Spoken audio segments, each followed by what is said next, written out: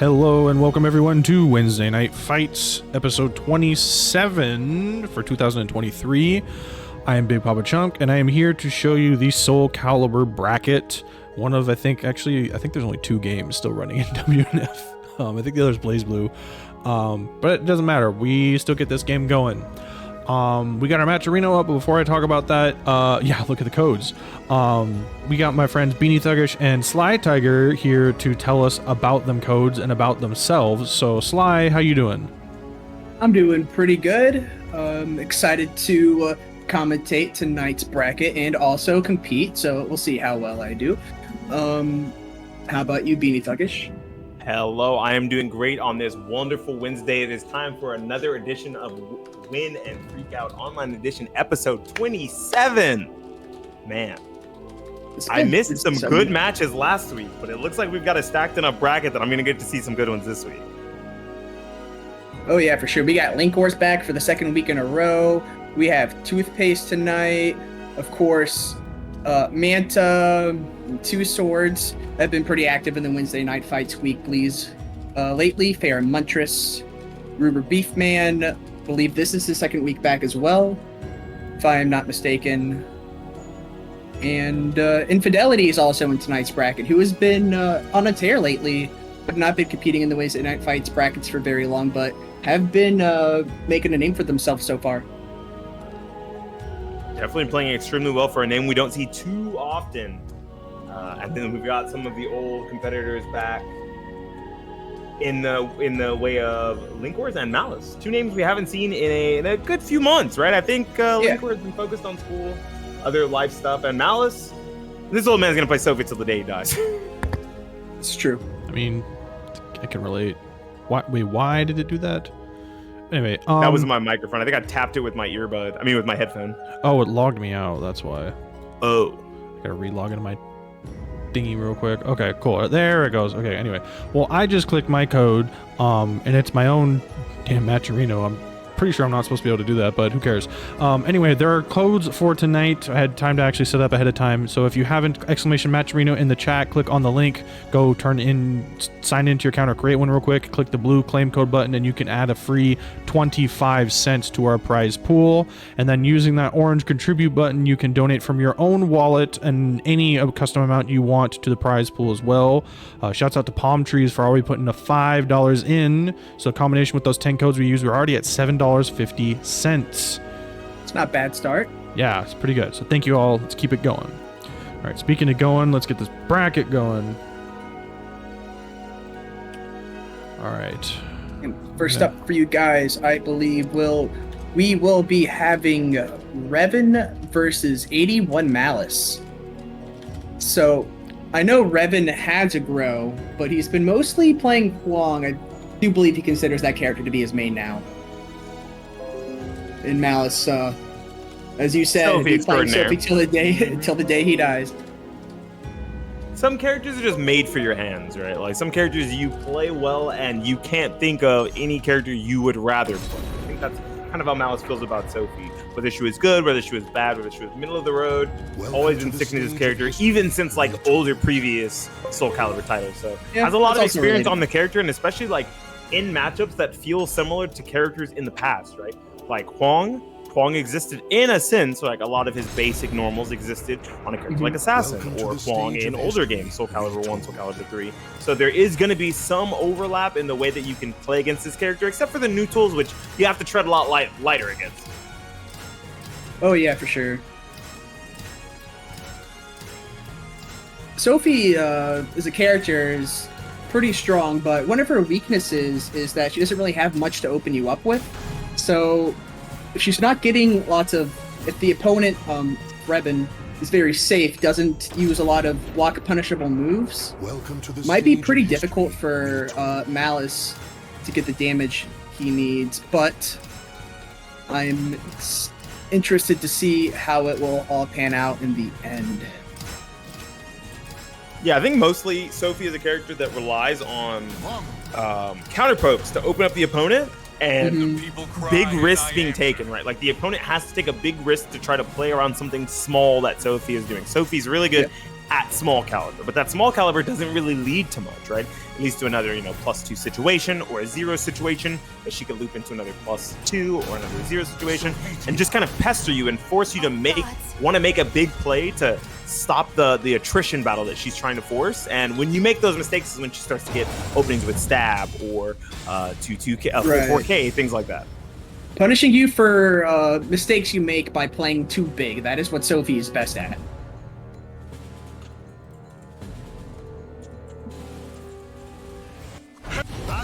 All right, battle 1. We get the Keelik training stage. Oh, nice. Already getting a big opener here, yeah. It's about a third of his life already. Breaks the throw. I like that sidestep around that 2A. That was a really good damage as well. I really like how he didn't just completely finish that string there. He only did the first move, the 2-2B, saw it was blocked, and kept himself mostly safe by ending the string significantly early. less safe, right? I think, what is that, -16 compared to -20 or -22 on the full string. Really good idea. If she does that full string, you're getting whatever the heck you want on it, because you have the time to prepare for her coming down.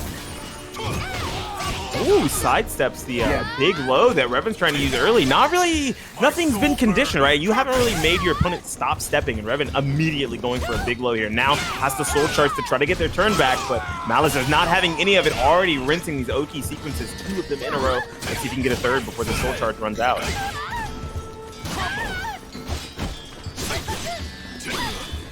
I like this Revin playing at a range that's slightly outside of Malice's. Really good, right? Like, Sophie has really long reaching normals, but I think Hwang's are just a tad bit longer, right? So that had to be backstep CE. If he had ducked that third A there, well, it looks like he gets the round. But Sophie's AAA string, even if the AA hits you, you can still duck the last hit. So that could have been an opportunity for Revin to get in that round a little bit earlier. But as you can see, not necessary.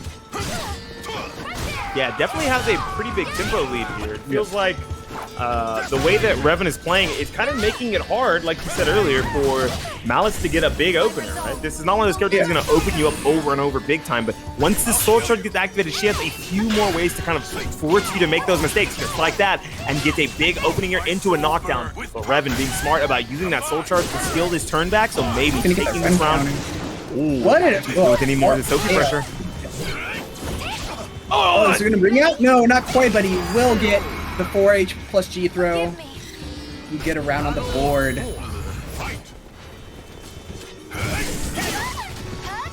And has the meter advantage. So, yeah, that's a big punish.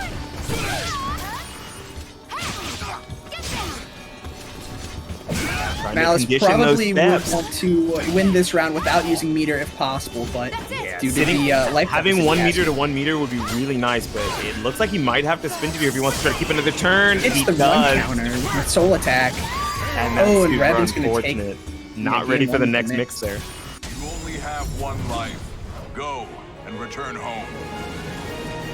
Yeah, playing right outside of Sophie's best ranges, I think Revin was doing a really good job of that, and it really felt as when, even though, Hwang's frames aren't the best, but it felt like he made the most of his turns and then backed off to a safe range. Like, just reset neutral, condition the step, condition the movement, and then just walk away. Like he's doing already right now, right? Like, look he's already starting it with these small low pokes, these hoary mids and these hoary highs, and then just backing away, like trying to see what Malice is going to do next. Oh, a little overzealous on that wall rising B. Yeah, you got a little lucky there, Malice. Just to punish. This play kind of feels like very staccato to me, or it's just like poke, poke, big move, poke, poke, big move. Yeah, like almost telegraphed, right? Like a dance. Like they're trying to see who's willing to take that big step first. They're dancing and they're trying to figure out who's the lead here. And this round at least, it feels like Malice is the lead. Oh, he tried the 9K, but it whiffs. He had the right answer, but the wrong timing. If you can delay that long enough, you actually do get the 9K there. I believe it. Oh, wow, that was a good chunk. Anna is on zero talismans here, so not going to lose any life at the beginning of the next round, I believe, guys. See if you can win this round without having to use any more talismans. Oh, it's just a nice trade on the hits there. Wait, that's -12, isn't it? Oh, does he get a punish? but still gets the launcher coming in to bait out the option. I love that, right? Like knowing that immediately Soul Charge was pressed, so there might be some button to take advantage coming, right? Knowing that and just immediately throwing out an armored option. Nice whiff punish there for Malice. Getting some decent mileage out of the 2-2 BAK. That was a really delayed GI. I love that. Almost felt as if it was a reaction. Good stuff from Malice there. But gonna have to navigate this minefield. Ooh, nice whiff punish. Makes his way in here. Gets one Oki.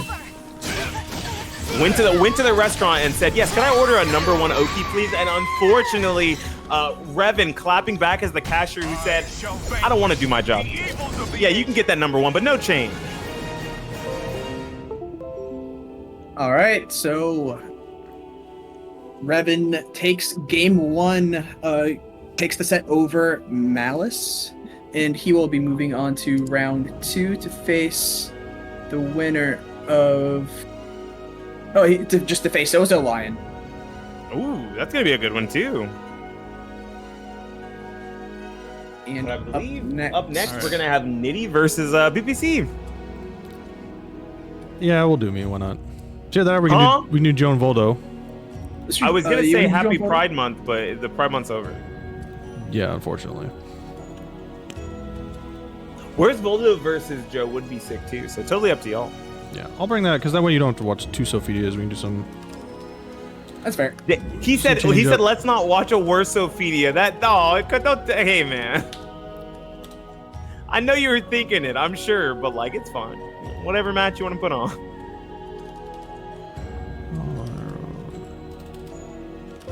Okay. So Joe and where's Voldo? So this is going to be, I'm assuming, Azwel versus Voldo. For sure. I do not believe Where's Voldo has another character. I also don't believe Joe has another character. Yeah. Well, actually, I do believe Where's Voldo plays Raphael here and there. He's just not very comfortable playing him in an online setting. Yeah, this is probably, and especially like as a secondary, like that's probably not the character you want to immediately bring out. Like that's a high execution character, right? So if you make a big mistake, you can just end up throwing away an entire game, putting yourself down a game, and then possibly swapping into the Voldo with already being maybe on tilt, right? A lot of people have really good mental nowadays. I think everyone's getting better about their mental, but it's not a position you want to put yourself into. For sure.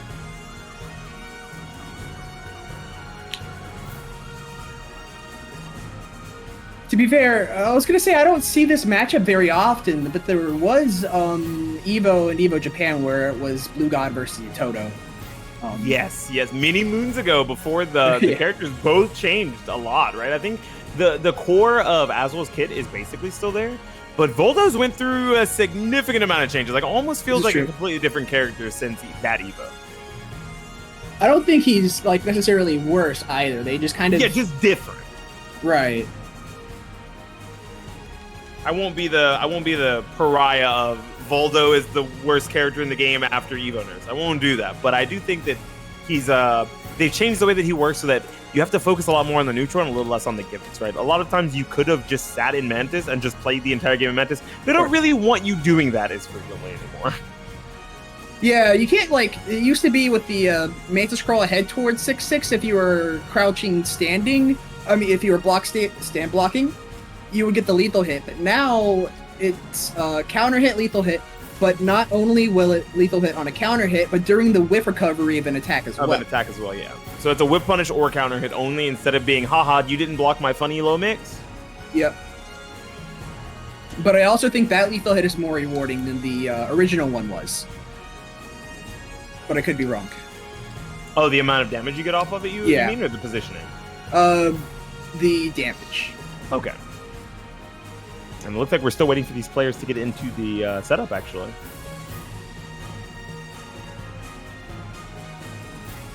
What do you see Azwel attempting to do in this matchup? Do you think he wants to scrap, or do you think this is going to be one of those like more zoning style matchups from Azwel, where he's like running them down with 5A and 5AB? You know, you're just trying to like contest the range that Voldo wants to sit in.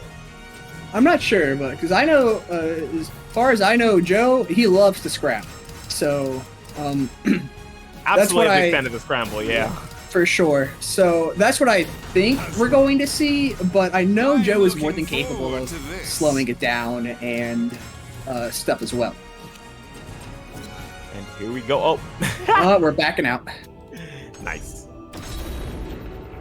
Be like that. Welcome to the stage Yeah, of we'll get history in there. Retold. Where's Voldo? Not on the screen, Konmai. Not on the screen. Voldo. All right, Where's nice. Nitty? Nitty, I need you. Voldo.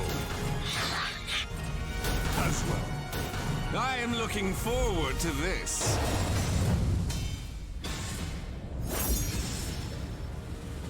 Okay, relatively finally neutral getting in. stage. That we're not gonna have to worry about much about ring outs, right? It's gonna be mostly center screen. I'm almost also expecting that they won't try to go for big wall pressure, knowing the reversal of fortune on both these characters is really good, right? Either one of these characters can reverse wall combo very well.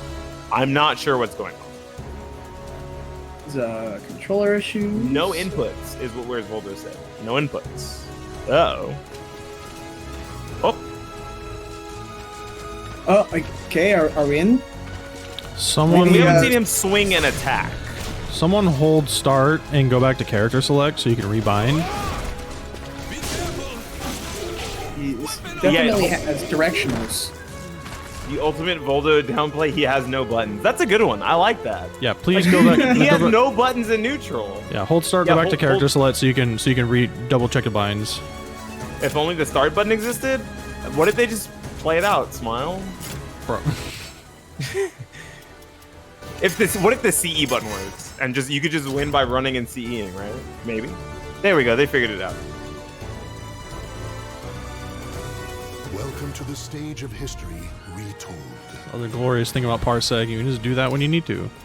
No, yeah, forgot to put some buttons bound in there. Oh, just straight up didn't put the buttons. Oops. Those might help. Yeah. Also, go ahead and just choose the same stage, so you can just keep that the same. But otherwise, you'll be good. I am looking forward to this. I made that mistake once too. They're just like, hey, we're gonna need you on West Coast 2, and then by the time it was over, everybody's like, yo, How good was he job, moving at all? or So something. he And I'm was like, wait, that was moving. on stream. Because the What only was thing the- you set in character select Night is Forest. your input. Top right stage. Scroll over one more. Nope, other way. Nope. Top right. All the right there. Yes. Nope, There you yep. Cursed Yes. Moonlit Woods. Man, I need to know the names of these stages. Yeah, I call them other things. Like I call this Forest Night, and then I call the other one Forest Day. So it's like I don't even forgot they have a Helix stage. Yeah, Helix stage. Indian Port I know the name of, but I still just call it the Yoshi style. Yeah, this is true. Okay, here we go. Alright, Now this we're is, seeing buttons. Okay. Where's Voldo trying to get this wall pressure here? Joe trying to mash out of that biggest counter hit. Gets the lethal hit on the 2-2B. Gonna get a wall splat on Where's Voldo. And a mix. Tries to go for the back throw, but Voldo could break those.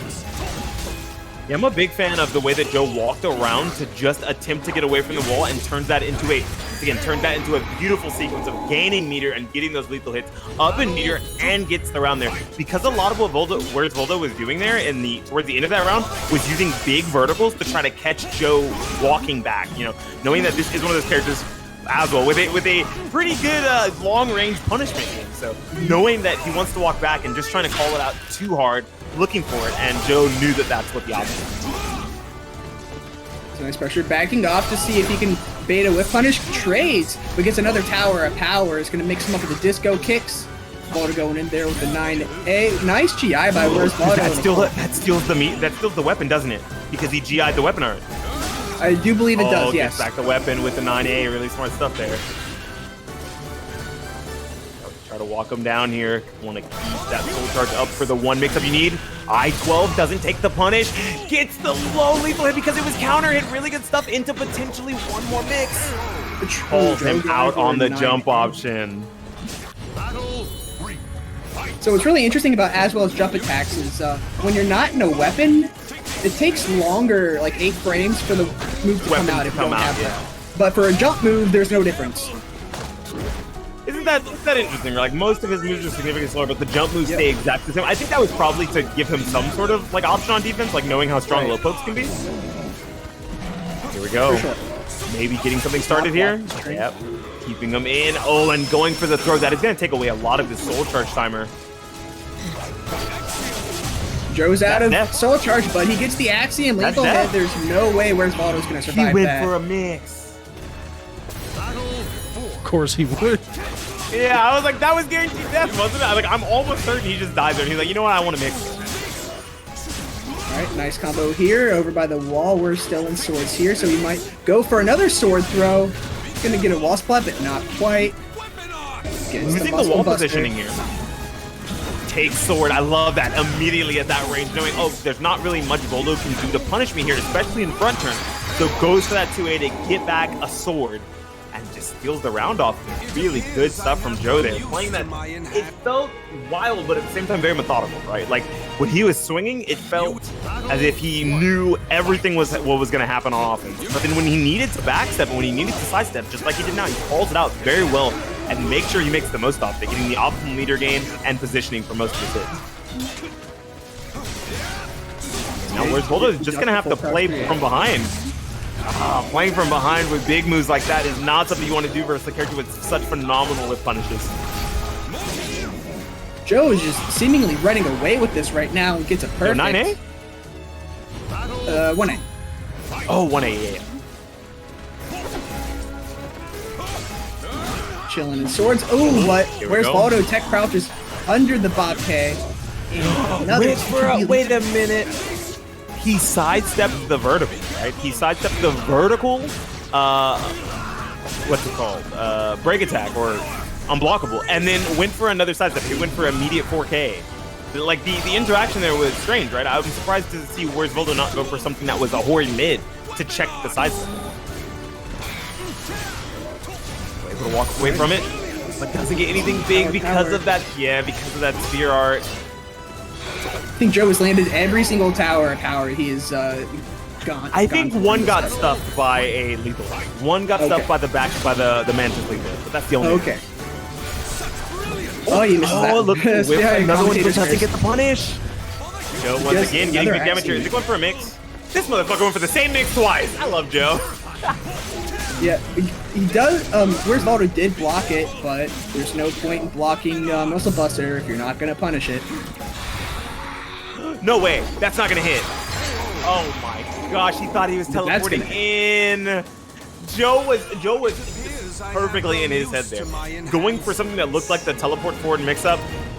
And where's Voldo trying to be ready and call it out. And unfortunately, teleporting back into rush forward into the break attack there to close out that game. That's the second 2-0 we've seen. And that was really good from Joe. I don't think that there was a lot of decisions he made in neutral that felt wrong, right? I think it mostly just felt as if where's Voldo wasn't ready for the way Joe was going to play. Oh, for sure. Like maybe where's expecting Voldo? like a more aggressive Azwel that wanted to fully scrap, but when Joe got those like openings and then reset to having a weapon, if he had spear or he had sword, he was absolutely okay with just walking back and seeing if where's Voldo would hang himself. And I was really a fan of Joe's movement in that set, where he got so many of those 2-2B lethal hits. Just pretty much seemed like he was in the head of Where's Voldo the entire time. But Where's Voldo did make some good choices, nice tech crouches, but it just was not able to keep up with the damage that Joe was putting out. Yeah, once when you give this character, when you give Azwel damage and you give him meter gain off these lethal hits, then he has access to Almighty mode in Soul Charge, and that makes him even more of a threat. So this is definitely one of those characters that once they snowball really hard, and Joe made that snowball work. Who are we going to have up next? It looks like we're going to have RuberBeefMan versus TwoSwords.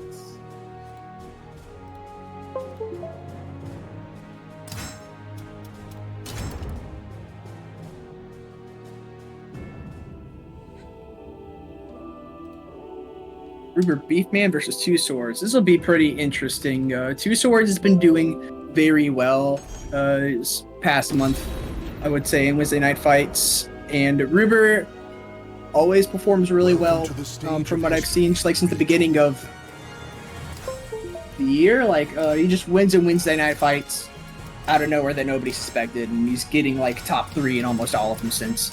So it'll be a really interesting match to watch. It will be probably Yoshimitsu versus Hilde, but TwoSwords does have other characters in his pocket. I'm not sure if he will pull any of them out tonight, though. Yeah, I'm almost certain we're going to see mostly Yoshimitsu here, and I think the reason why is because I march to battle. Hilde actually has a terrible sidestep, and Yoshimitsu in close range has some of the best Hori mids in the game, like some of the quickest and like most oppressive feeling Hori mids in the game outside of Amy. So if you can ever put her into a situation where she's knocked down and now she's close to you, you can very much stay very stuck to this character. It's hard for her to answer. It starts off Look with at that, already starting off with that 5-8 into the 3-8, exactly the kind of sequence that I was expecting to see from Bobby. Good stuff. Trying to get it, does block the spear. Oh, jumps over with a 2-2K. I can't believe that jumped over and reversed the situation, like the screen. Oh yeah, that move is really good. It's pretty slow, but it will jump over highs and gives a nice combo. It's 2P, but no punish on it. Ruber is working with both regalias right now. He can make something happen with this, but he will get punished. He's still punished. But he gets something here. Ruber just needs one more read. Nice. He gets the charge A. The charge 5A. What a good move. Tech crouches under the fastest options in the game. A lot of highs are usually fastest. 10 frames. So the classic full crouch 3K. Gets smacked by the Dragonfly A and gets a Wall Rising B launch. Yeah, that was a really good tempo. Wall Rising B to check that backdash into the button immediately. 6-6K just jumping in, but Ruber is going to get a nice hit in here. And puts him towards the wall. I love that. Stepping out immediately, willing to take any of the damage that would have potentially happened to get away from that wall and not have to deal with any of Hilde's miss. Oh, and catches him with the... Was that a Yukemi catch? I don't I saw think the so. Yukemi. I saw Yukemi. Yeah, I think they Yukemi'd and then blocked low because it didn't say it was a combo. Oh, that's fair. That throw does a grip. That does a chunk and leaves you right in Yoshimitsu's face. Exactly where he wants to be. With punish and movement from TwoSwords here. It's got a huge life lead on Scary stuff. Right now. Yeah, gonna have to try to get away from this ring edge. You don't want to give him anything here. And able to tempo that sidestep again. He's doing a really good job of calling out the sidestep timing and the backstep into button timing from Ruber right now. Really good job of it. Ruber plays this like spacing game and like the whip punish game very well, right? But like one of these wrong reads in like range 1 to range 0, Bobby has been capitalizing on very well. Oh, this just feels like a slaughter this round. So full crash 3K. TwoSwords trying to bring it back a bit, but RuberBeefMan being really patient. And I love the punish on that. Shows some incredible defense and is able to bring us to the final round here. Bobby trying to bait Ruber to make a mistake. But TwoSwords will be the one making the mistake. It's caught by the charge 5A and crazy. Spear Regalia here. Yeah. And oh, this is bad. Sword and Spear Regalia, and you're at half life. Any touch here should be able to kill from Hilde. Ruber's got to keep it safe. I really like how he did. Ruber played that really well because he got hit by the Yoshimitsu soul attack, but stayed on the ground so he wouldn't get have to like submit himself to that ridiculous mix that Yoshimitsu has in that Super Dragonfly. Yeah, taking the small amount of damage that could have possibly happened if he'd eaten like a Dragonfly K as a low, and then wanted to just be able to do Kimmy out, get as far away as possible, and reset the situation. Kind of that also helps mitigate a lot of the soul charge timer as well.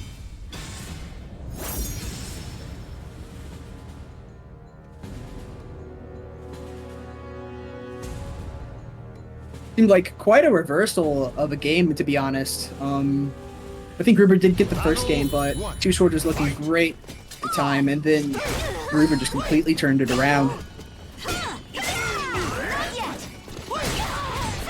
Okay, with the Now 6-6. this stage is significantly more open. I don't know how this stage really favors either one of the characters, right? You don't have to deal with wall combos and Yoshimitsu, but there's a lot more space to run around for with Hilde. But right now, like I said, staying so sticky, it is so hard to get this character off of you as Hilde once he gets in. All right, trying to get some pressure in there, but TwoSwords playing this really well. It's caught by the charge 5A. It's such a scary move. Nice 6K punish there. But RuberBeefMan bringing it in. Oh,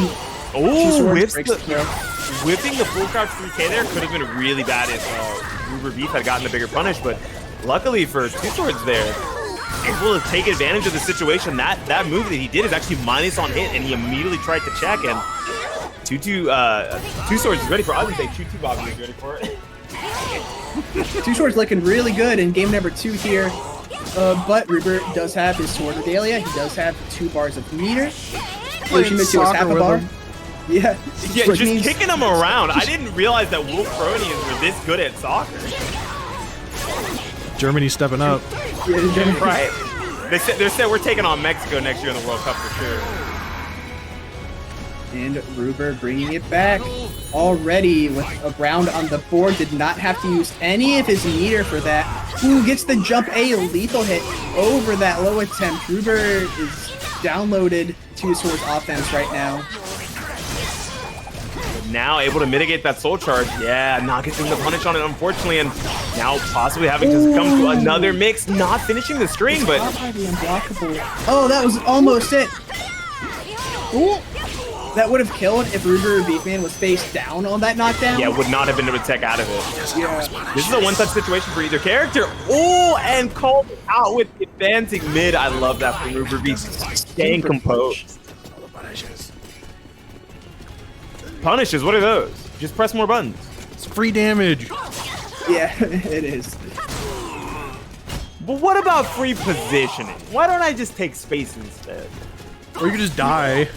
Yeah, I mean, yeah, he definitely died there for not being punished. Jackson, right? All right, pushing back to an unsafe range. Not really a range Yoshimitsu wants to play out there, and didn't get anything off of that 4A. This is really good for RuberBeef. RuberBeef is keeping... and he's been charging that!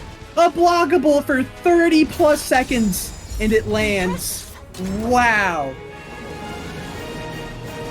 Like, everybody forgets that Hilde even has that move, because it takes at least 30 seconds for it to come out in the first place. C-O-O-K-E-D.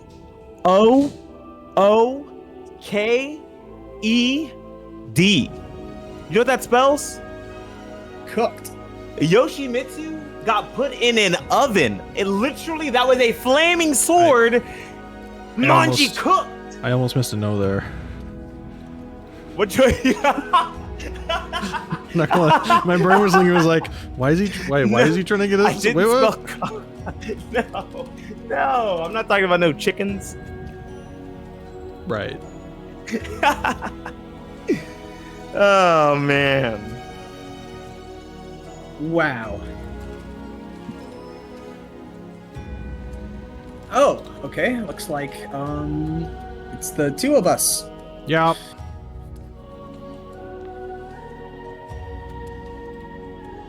Oh, sweet.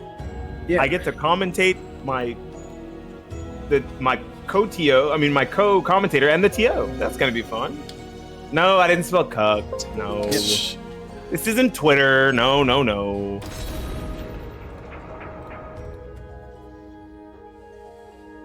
Welcome to the stage of history retold.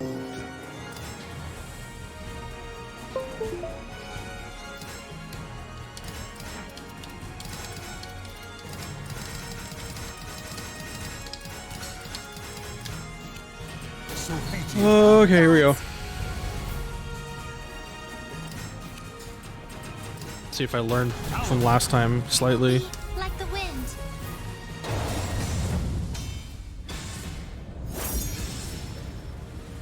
I always say you don't have to be the better player. You just have to be the luckier player. No, that's not what I said, Konmai. Warriors cross swords beneath the gaze of the ancient. No. Better lucky than good. That's what I always say. I'm sorry. I straight up say that because I play so many card games. Battle 1. All right, here we go, getting into it. Immediately taking some space. BPC, yeah, walking in with that 5AA. Trying to check Sly's pressure. I love that. Immediately, that 2K. Small punishes where you can get them. And getting advantage off of them, too. Really good stuff from Sly. Not able to get a ring out here. Yeah, BPC not teching. Good stuff. I thought I did tech. You actually didn't, so good for you for missing your input. No, damn it. Speaking of missing your input, oh, dude, what the fuck? She was, huh? What? 10 out of 10, great move. No, I'm just confused because like it looked like she hit the edge and then instead she just like disappeared. Excuse me. Was that too much? That throw might be illegal against a small child, but that's fine. Don't get out. Oh, fuck me.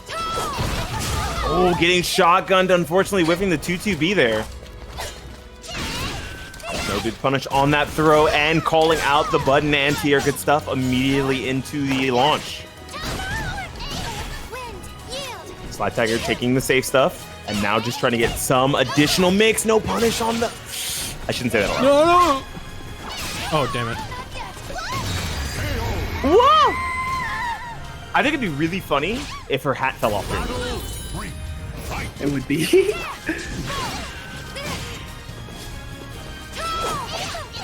Oh, missing the 2-2B, the 6-6B once again.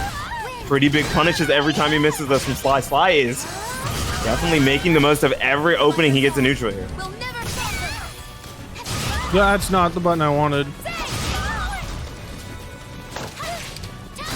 Oh, that's you gonna be can't death punish here. that. Oh, good block, but no punish because it is safe, unfortunately. She needs it. Minus 12. Oh, it is 12? Okay. I thought it was, yeah, it was like, it's not snappable, it must be 12. Hey, Beanie, favorite Yu-Gi-Oh! Token monster? The Scapegoat token is definitely the best. If you don't say the Scapegoat token or the Grinder Golem token, you're actually a bigot.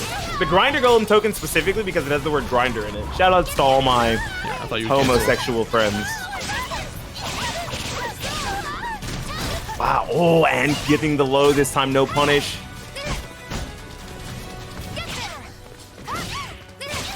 Just tacking on all of these movement control options. BPC basically evening up that life deficit just with pokes.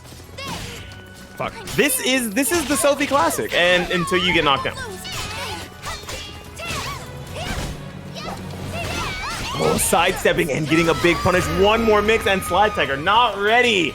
Not ready. Battle 2. Fight.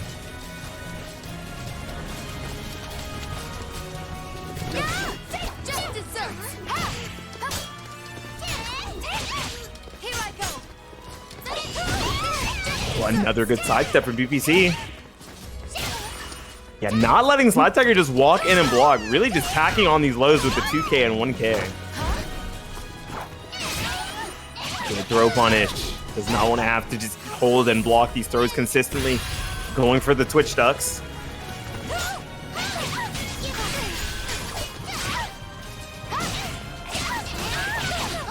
Ooh, that's gonna be a knockdown. Is he gonna get off of it? Nothing, backs away. Yeah, trying to reset neutral. Because either player could win off a singular touch here. Plus frames, backs away again.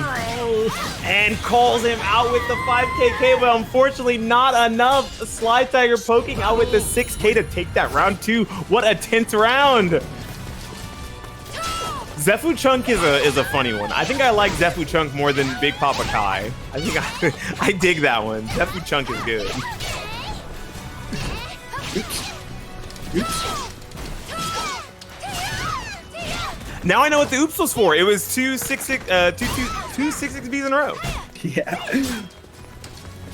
Holy shit. That's another big oops. Excuse me. Oh, the throw range. Excuse me. When did she get extended? She's got the extendo arms today. Gojo Gadget extendo arms. Ooh, a nice 2K. And the 2K to call out the option to close out the round. BBC looking a little up right now. Big ups. And up in meter as well. Up in meter and that's- rounds, which means... Okay, I'll take it. Whatever.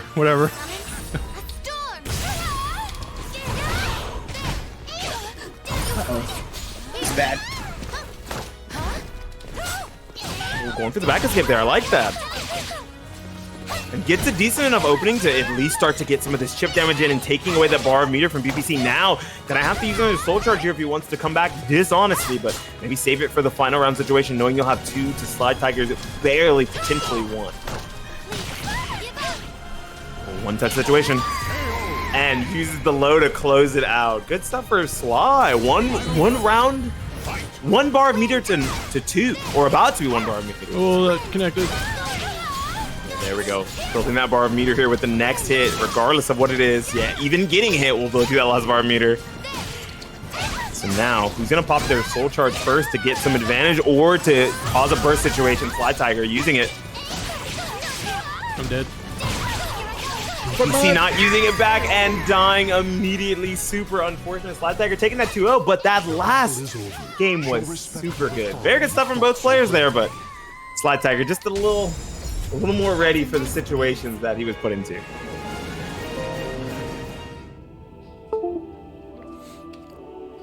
I don't remember the name of that string, but Talim has a no. Talim has that one string where she does the flip, and then she goes into like the little tonfa elbow gut.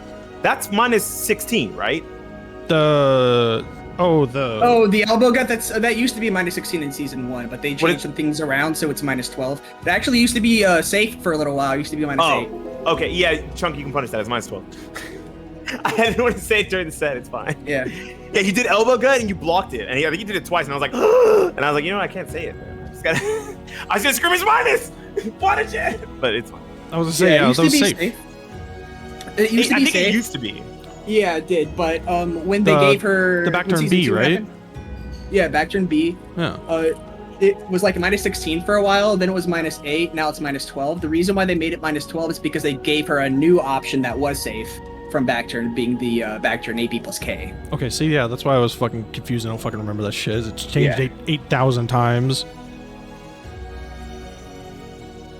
Frame data, everyone. It's important until it's changed, and then you have to learn the new frame data. It's true.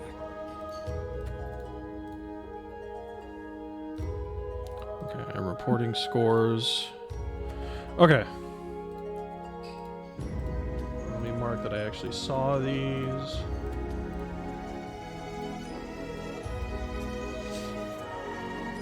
Don't you just hate it when your opponent presses the guard button? Dude, guarding... Honestly, I didn't pay $60 to block, okay? And you shouldn't have either. That's lame. Just press more buttons. Alright, so let's get these two on, and then I can start running some others. Infidelity versus Vocal Evolution. So I read a little bit of the pre-Wednesday Night Fights chat. They were warming up together on one of the machines, so I'm interested to see if maybe they've adapted to each other, just based off of that experience. We're not just going to see two people fighting each other for the first time. Yeah, we get to see... I'm a big fan of like Yomi levels that we don't understand immediately as as the level 1, right? As like the layer 1, because if two players have played each other enough, they've already gotten through like the level 1, 2, and 3 Yomi, and we're seeing the extreme ends of either 1 all over again or like Yomi level 4. Like they're doing such basic things here, and it's like, well, the reason why they're doing basic things is because they've conditioned each other in other sets to no longer expect the basic. Or we see super extravagant moves or very over-the-top options that feel as if they're insane reads, but instead they're actually just conditioning from previous games. It is crazy. It's like you play somebody in casuals and they're doing one thing, and you fight them in bracket. They already conditioned you before the tournament even started. Yeah, shoutouts to Jetstream Sal. He did that to me at a Texas Showdown. Well, I was like, damn, that was smart. Yeah, the matchup will be Maxi versus Amy. Despair. Got, I hate my schedule. I missed it again. Yeah, I don't like Got either. That guy sucks. Game of Thrones. That's why you sandbag before tournament. Hey, how about you sandbag this? You don't see what I'm holding up, but it's a middle finger. Blood Blood, flesh, and souls are offered to the gods amidst. All right, we get the Astaroth stage. I'm not doing it. I'm not doing it. I think it's been said enough. If someone watches this on the YouTube and they don't know, go back and look at a different VOD. I'm not doing it, all right? Battle 1. Fight. All right, so we're gonna go in, and it starts off the 4A. Yeah, I was confused about the 4A and 4B. I mean, and the 2B from Vocal. Vocal starting off with 2B seemed a little strange, right? Like maybe trying to check Maxi going for 5A on your open, right? On the beginning of round, but... 2 roses already, almost a ring out. That looks a little bit spooky for Infidelity there. Plus, oh yeah. Nice defense from Vocal, getting that parry, but unfortunately he's gonna get stepped. Yeah, I like that they used regular GI there instead of going for one of the high, mid, or low parry options, because Maxi does have like 2 actually decently like similar speed options that you don't want to have to deal with there. Oh, good block. Does not want to let him get any more roses. 2 roses and a lost round is actually pretty unfortunate, right? You really want to get the 3rd or 4th rose if you're going to lose the first round. I believe JJJ says 2 roses is like where you want to be, but now he's definitely behind. Yeah, I think if you win and you got 2 roses, you're chilling. If you lost and you got 3 or 4 roses, it's like, okay, did I really lose that round, or am I now a stronger team? It's like even. 1, 2 roses. Here we go, getting that 3rd. Oh, could have got a rose there, but he super unfortunate. He's gonna block.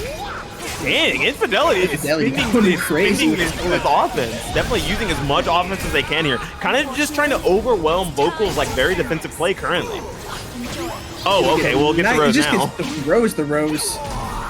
Maybe one more here.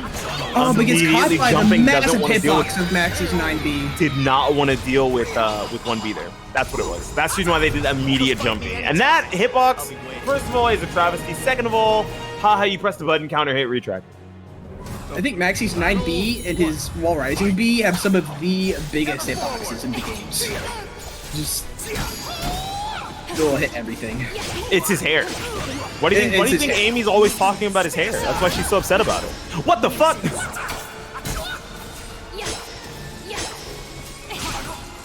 Oh, finally gets the second rose here. It's a nice 2 early roses. Some nice pokes here. Movement control from Vocal Evolution. It's gonna get rose number 3. Getting really close to that 4th rose. There's the and 4th he's rose. Gonna, not quite. But he's gonna take the round instead. I think 3 roses and the round is a really good position to be in. Yeah, but how about 4 roses in the round?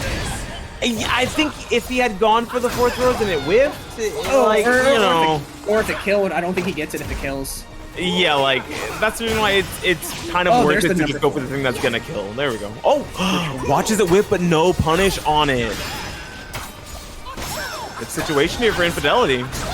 Just working that guard gauge, forcing an option out of Vocal. Vocal's not able to just sit here and block forever. Infidelity's offense is so well pressed, right? It's just, it doesn't feel like it's random, but just what I mean. So yeah, he just kind of it's the big difference between like small tempo swings and just one big option out of nowhere that calls out something very obvious, right? That calls out something level 1 or level 2 consistently. These jump Bs, the back sway on the 4-4B, things like that just work against most of the things Amy wants to do. Infidelity is really just jump B, like 9Bing all of these 1B attempts from Vocal Evolution. And another throw, putting himself on set point. Set point, 1 bar of meter, but Vocal does have 4 roses and 2 bars of meter here. Oh, nice no longer bar. Yeah, ooh, and a lethal hit for Vocal Evolution. This is gonna be massive. Was that the 5-gun lethal hit? It was the slide. Yeah, it's the 5-gun. How did you 5-gun?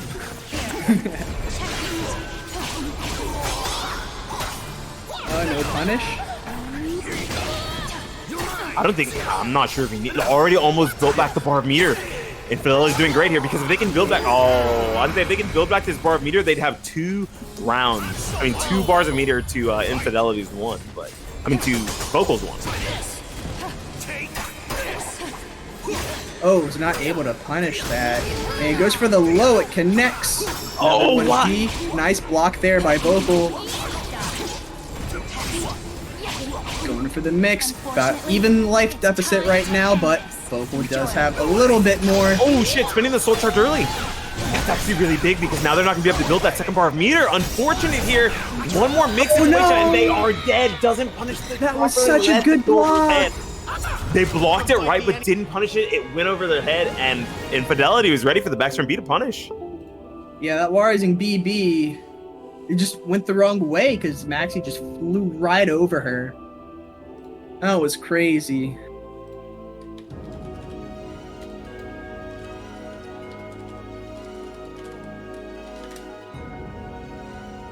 That was a fun set to watch. You usually don't get to see Maxi start a lot of his big offense like that against a character as solid and as like strong as Amy. But I think the ranges that Inphadelity played at and the tempo that he used was definitely something that just wasn't what Vocal expected, and it was a lot harder for him to contest with the offense. Welcome to the stage of history.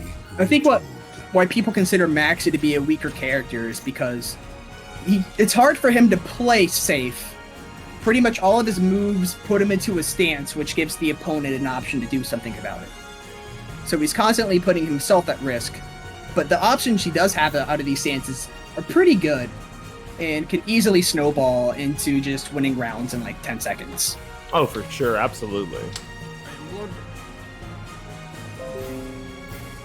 What do we have up next? Manta versus JoHow. Huh? So we get to see the second Maxi. Let's go. Two Maxis in the same. And our second Voldo.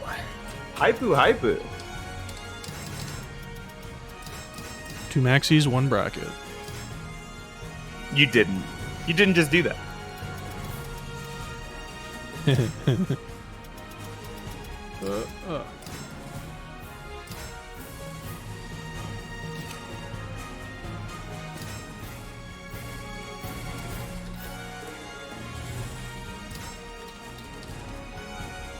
All right, just checking the buttons. Voldo.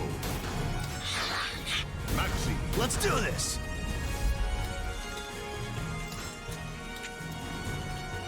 It's got to choose the music. It's a no regrets. I like the song. It's definitely a toothpaste thing to do. Yeah. But instead, wait, who chose the music? Toothpaste actually Manta. Manta. Yeah, Manta Manta. choose the music too? So Manta and Toothpaste both choose music? I didn't actually notice. I didn't know Manta ever chose music. And the song's a banger. Boring, just like the rest of them. Battle 1. All right, you're getting started. Get ready. Oh, he's nice. Super I love the freak super the freak. break attack. Yeah, super freaking break attacks and super freaking like big plus frame buttons that have a gap before them is actually a really good idea. Instead of holding them or trying to beat them with conventional means like RI or GI, just say screw it and you super freak. You're not always plus after some of them, right? Because of the recovery, but Nice. you at least... He even heals a little bit too. Yeah, I was like, you at least heal a little bit of the damage that you would have taken by blocking in like soul charge or something. All right, Manta's getting some momentum here. Nice GIs. Not gonna get the read GI. Just looking for that opportunity to. Oh, just gonna flap. What's called that cheese? Konmai calls that cheese wheel. Cheese will, yep.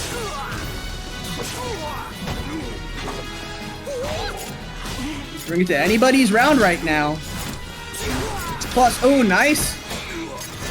Oh, going for the... Yep. Oh, is that a lead? one more. Is that a lead? That's a lead. He's gonna back away. He just needs to back up. Dude, he stole that by that 2A from the skin off his He's got the feet. timer scam in round number 1. Oh, he tried to super freak that. I just know it. Or maybe not super freak, but what are those other like dodging movements that Voldo has? I think that's like his big dodge movement. The only other thing he could have done there is use something inside of Manta. Yeah. Oh, nice. He's got the pelvic thrust and a nice punish there for JoHow. And the trade is gonna end in Manta's favor, putting him up 2 rounds. Yeah, not only 2 rounds, but already at half a bar of meter and totally content with sitting back here and building more of it. I love that when Manta gets a lead, he does not mind just sitting back in meter building, forcing the opponent to come to him, forcing the offense on the other player. This is one of those characters where when they can force you to make bad offensive decisions, they can really hit you hard. Going somewhere? Going somewhere? Going somewhere. Oh, see, you can dodge moves with that.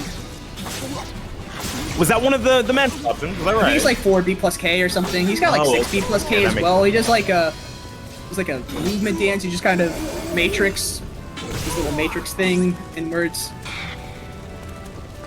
That's a good way to describe it. This is the Italian Neo. You know, this is Neo if he was weird and Italian. Yeah. He's gonna whip, but the 668 yeah, the plus P is second gonna- hit. Oh shit, is he dead? I think that's dead. This should be it, but there might be one more chance for unfortunate. JoHow. There definitely is one last chance. It's gonna. And the immediate for the- GI is blown up. Wow. Just expecting a fast option from JoHow, right? JoHow has been pressing out with a lot of like 2As, 5As, but instead using something a lot slower to bait out that GI. That was a really good tempo check. Damn, getting launched. Oh. JoHow's making something happen right now. He's got Manta against the wall. Doesn't have meter to fight back with either. Trying to earn his way off, honestly, but taking so much damage to do so. Oh, this is a huge lead for Oh, the JoHow. 9B gets caught by the cheese wheel. If he does the 668 plus B, he might be able to catch him over there. Uh-oh. Like catches him with the Mantis crawl. And the wall raising B is gonna Punish the Manta 4K out. whiff. Yep. The back turn 4K whiff. That was really good.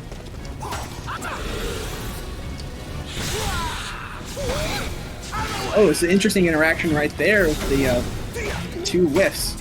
The 1Bs connected, but Mantis is just trying to use as much of his meter as he can to delay the inevitable of JoHow soul charging, but instead JoHow's super looks like it got stuffed and lost the meter for it, now stuck at the wall with no meter to fight back with versus characters like Voldo, who's very strong at the wall.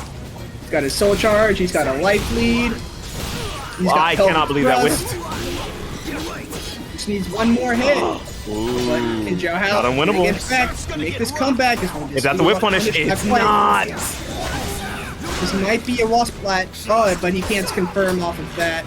So he still has a little bit more work to do in order to take this. Holy One shit, more, there's no he way. has a life lead. 32 seconds. That's too much And the time for the life lead to 9B matter. over the 2A. The and Manta. 9Bs from the Maxis today, both of them have just been beautiful. I think they've both been doing a great job of using 9B in the exact times they need.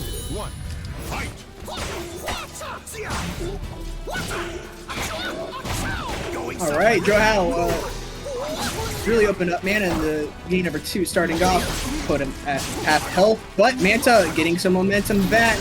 Has the Not wall just the pressure. momentum, gets the wall, yeah. Good stuff here.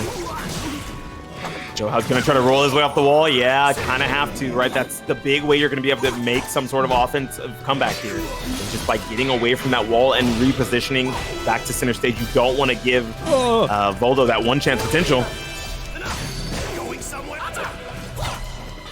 Nice block on that kick. Oh, but the counter poke into immediate buttons to close out the round. Good stuff from Manta. Using those evasive options to kind of stuff the strings from Maxi.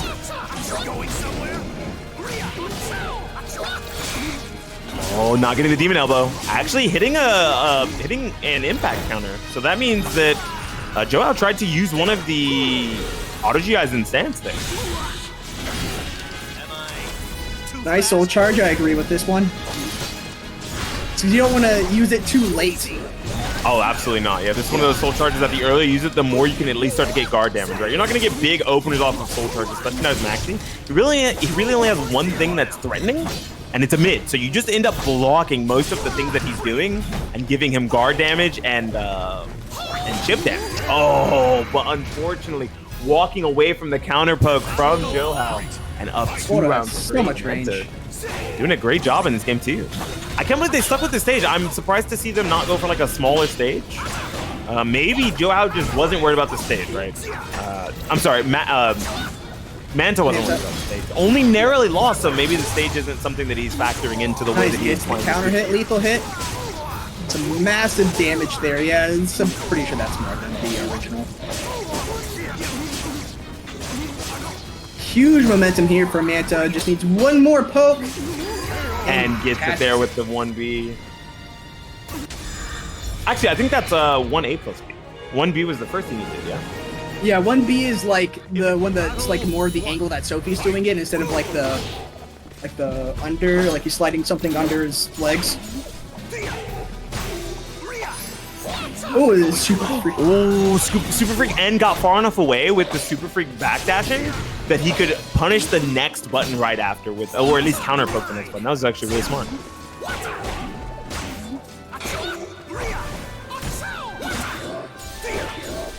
Yeah, the counter poke game right now from JoHow is really good. Playing super small, only going into stance whenever it feels as if he can get something big, like that's worth the risk, right? Especially with that life lead.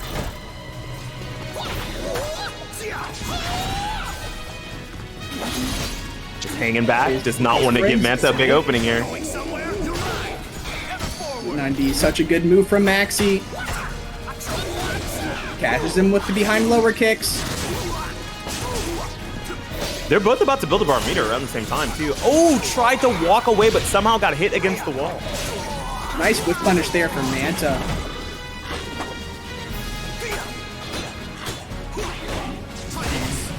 Oh, but JoHow takes the life lead again, and Manta going for his signature. He barely hits that.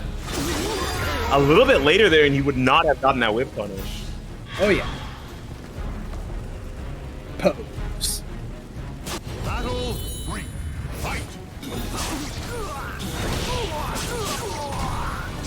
Nice damage to start us off here. Does get JoHow to block the break attack. Oh, whiff punish on the GI, but not very powerful one. Gets the counter hit on yeah, small pokes A. over and over and Right gets a Parsec. big reward off of one of them. I like that. Catching the jump back there and able to make huge anti-air conversion off of it. Oh, you see that trade? Again, very much in favor for JoHow here, too.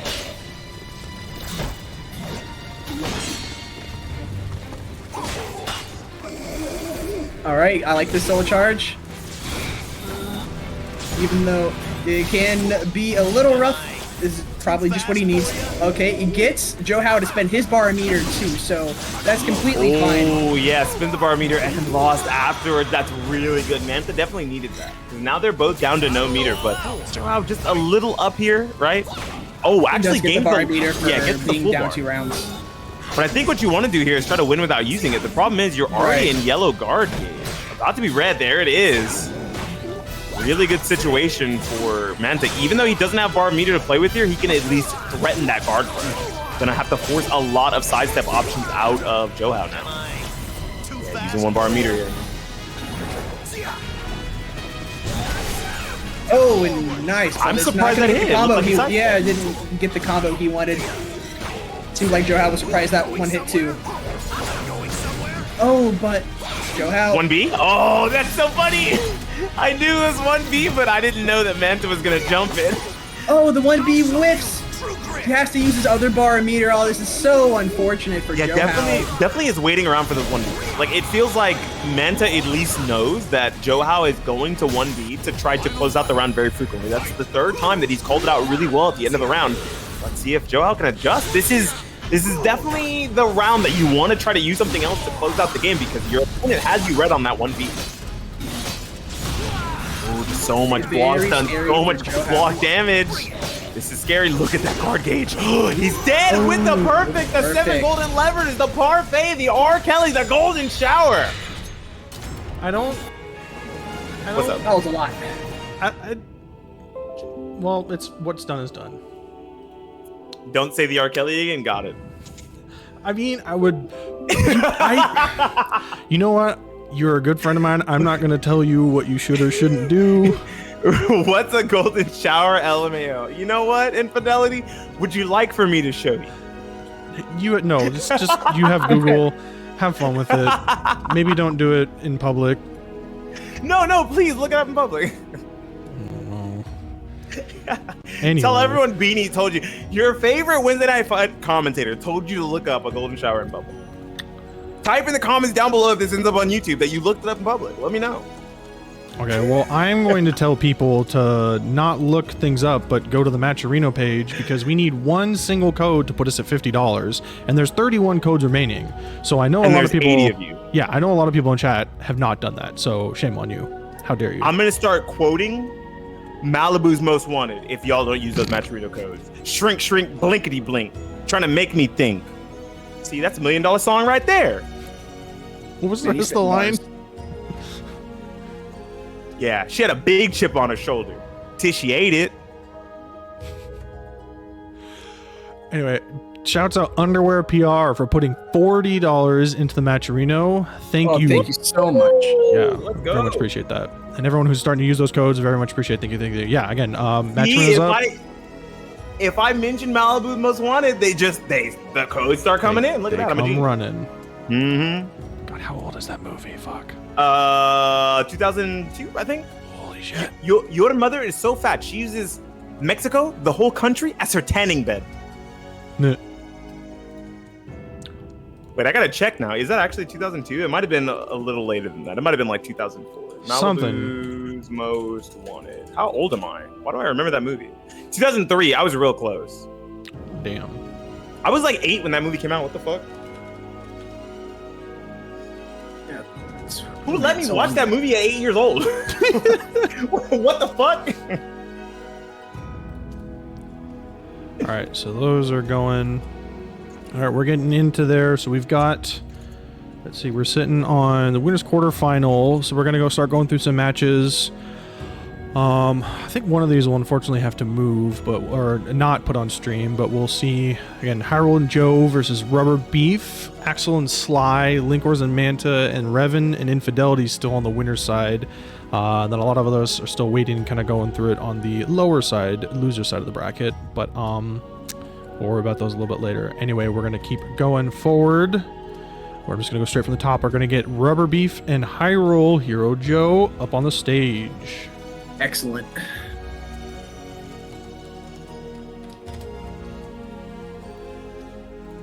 So I really liked how Joe played in the last set we saw him on tonight. He was very knew when to pick his spots, but RuberBeefMan is really good at just being a stone wall impossible to open at times. So I'm curious to see what kind of things that Joe is going to try to do to have the advantage of RuberBeefMan here. But RuberBeefMan has shown in the TwoSwords game and other previous matches as well, doesn't matter how down he is in the game, there is still room for him to come back. Stage of history retold. I think when you look at the way that RuberBeef plays at range, I think Joe might have to chill with like the backstepping into whip punish button, because Hilde calls it out very well, right? I don't know if there's like another axis Joe leans on for this matchup specifically, but the whip punish style that he was playing works great versus Voldo, but it's a little more subpar, a little more lacking versus a character like Hilde. And we're gonna get Ostrheinsburg Castle. Stage we were just on. Dan Corin, you were 9 in 2003? Old. My bad, Chunk. Oh, good punish. 2003, I think I might have been in 7th or 8th grade, one of those. See, so I have to apologize immediately, because, like, I called someone a year older than me old, you know? We have to respect our elders, Beanie. Because we're like the same age. Oh, shit, nice. Dang. Ooh, that's a big opener here. Yeah, gonna push back towards the wall here. Goes for the... I love that combo. Yeah, that combo's hilarious. And not the punish.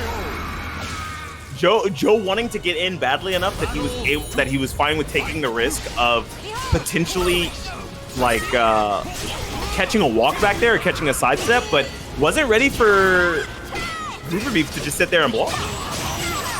Usually I see Joe use a lot of that move against these longer range characters, a lot of the 668 plus B, because most characters are only getting a very small punish against you, right? Like Xianghua is an exception, not the rule. So like most characters, when you 668 plus B at Azwel, as Azwel, you're only taking a small punch, but now you're in the range where you want to be. Right now, it seems like a speed run to the next winner's set for RuberBeef. RuberBeef is definitely controlling a lot of the space that Joe is trying to walk back to, as you see there, but finally getting away out of that situation, but right there. getting us back towards the wall for it. So we're hanging out in swords mode. How is he gonna just unfortunately trying to switch at something? Oh, that is so much damage. It's gonna be a nasty reset. Yeah, Hex out of it. Really smart stuff there. And an axe low. Okay, we still get to keep our weapons because the soul charge. I think that actually pulled out a charge move, like charge 5A. So I wonder. Yeah, there we go. Nice 3A Does not have there. any bigger charge. Yeah, catching the jump of RuberBeefMan. And the AB. Spending one here. I respect it. What a clash with the 6B. Tries to go for the A. RuberBeefMan. Oh, whips the GI. Expecting something really fast in this game. To be fair, A is pretty fast. Yeah, but delay the A, right? Didn't I meant like immediately taking their turn to close out the game. RuberBeef was expecting that to be the case because of how fast Joe's been trying to play to like mitigate the offense that RuberBeef has been able to establish, but Joe having the patience there to wait it out. Now, this is another one of those bad situations where Joe is walking punish away. On the AB, that is minus 20. Joe is able to back away here, right? But he's backing himself into the corner, into a wall, and the only way that that's going to be able to reverse if that dropped. That was a combo drop. That was unfortunate for RuberBeefMan, but that was a great run counter lethal hit for hyruleherojoe and able to confirm the round for it. But Ruber is coming back. Tries to go for a low kick. Gonna spin the bar yet? Not yet. There we go. Yeah, push towards the wall here. 9A immediately though. He loses his weapon for that clash, so we can immediately soul charge here. It's the tower of power. That's gonna really kill! Bad, but hyruleherojoe's gonna take game number 1. Very That's definitely intense one game. of those who wins the immovable defense versus the unstoppable offense, and it looks like the unstoppable offense prevails. I'm really this time surprised that tower of power actually connected though. It felt so late, right? Yeah. Yeah. It's like RuberBeefMan just decided to let go of his charge at the exact wrong time or something. That was actually a counter hit or not a GI. Yeah, trying to roll away from the wall. No punish on the low kick. To do with anything there. Once again, teching away from the wall, just does not want to give any of this wall pressure to RuberBeef, but doesn't really need it to close out this round here. Like, kind of, instead of back teching, side teching leaves you in a range where you still have to deal with a lot of Hilde's most oppressive options, right? Back teching, at least you're not dealing with too many horizontals. At that point, you're only really dealing with verticals. And Azwel has great vertical punishment in 2-2B, so it felt a little... and taking backwards is faster than yeah. Like it felt like he was so intimidated by the thought of the wall that he was willing to hold all of those horizontals instead of trying to play around the verticals. Counter hits the tower of power from Joe. Joe does it again and it connects into 3B. It's gonna OTG. All 3 times he's hit tower of power, by the way. Yeah. I just have to point that out real quick. Oh, you know what? He kind of has to use 3D as the sequence, right? Because if he's not an almighty, he doesn't have Axlo. So you kind of have to use 3D there. Wait, if he doesn't have, he can be in. Because after, he doesn't have Almighty, right? Yeah, if he doesn't have Almighty, he uses Spear Art, which means he doesn't have a weapon. He has to go for one. What low are you going to use in Sword? You know? Yeah, it kind of makes sense. Really have one. He just actually doesn't have one. 2A is a special low. Yeah, he doesn't have one there, and 3B is a force block. So I guess the only other option would just be throwing. Yeah, the only other option would be, oh, they're gonna respect my force block, so I could go for it. Oh, that's really nice there. Yeah, finally going for that back tech, you see, and now it put it into a situation where he wasn't actually punished by that vertical, didn't have something ready for it, but did make the big vertical from Hilde win. Okay, we're gonna get a soul charge from hyruleherojoe here. This feels very moving onto his meter. Connects the tower of power, the counter hit. This feels... The axiom. Nice punish.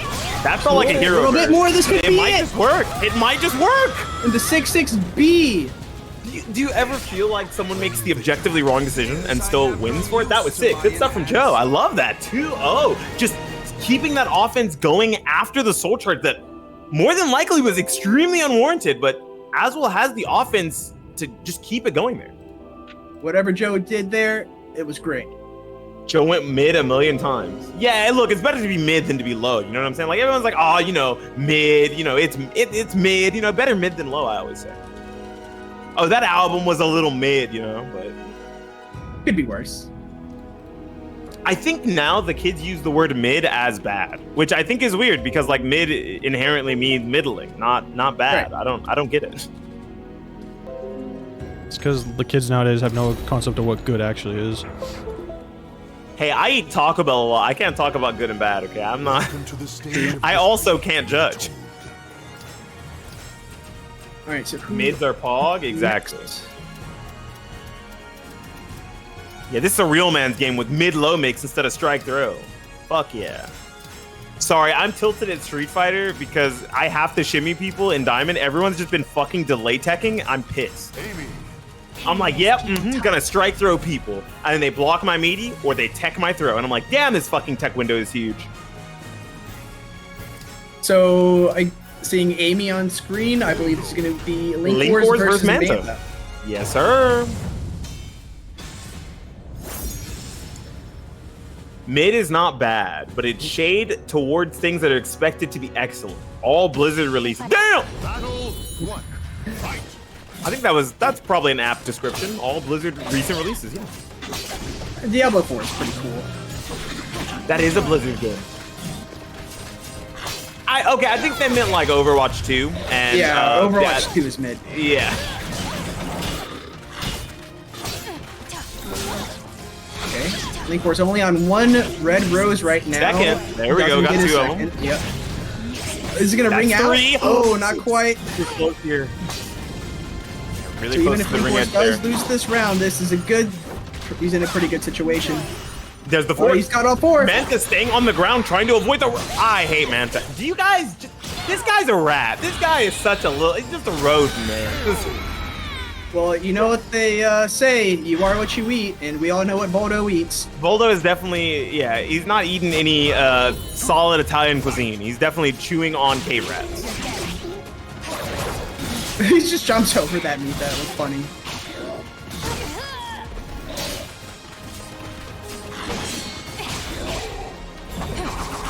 Oh, once again, nice jumping over a mid, too. Wow, really good positioning so far from Manta. Gets the super free, jumps over the low, but it whiffs. Yeah, so many quick, Same kick. strong defensive options over and over out of Manta, but people are still calling them out by just mixing up his options enough that it's hard for Manta to always choose the right defensive option. I like that, the small sidestep block, and that is going to be a punish. Using the I-12 version, I love that, just to make sure you get it right. Oh, But it's not didn't gonna kill. Just barely miscalculated no. how much damage Oh he no! Oh no! Okay, doesn't ring out. Knows to air control the right direction. 2-8, yeah, blocks the 2-8 Oh, and wait and for the whiffs. GI. Dude, that Much was terrifying. linkorz right there.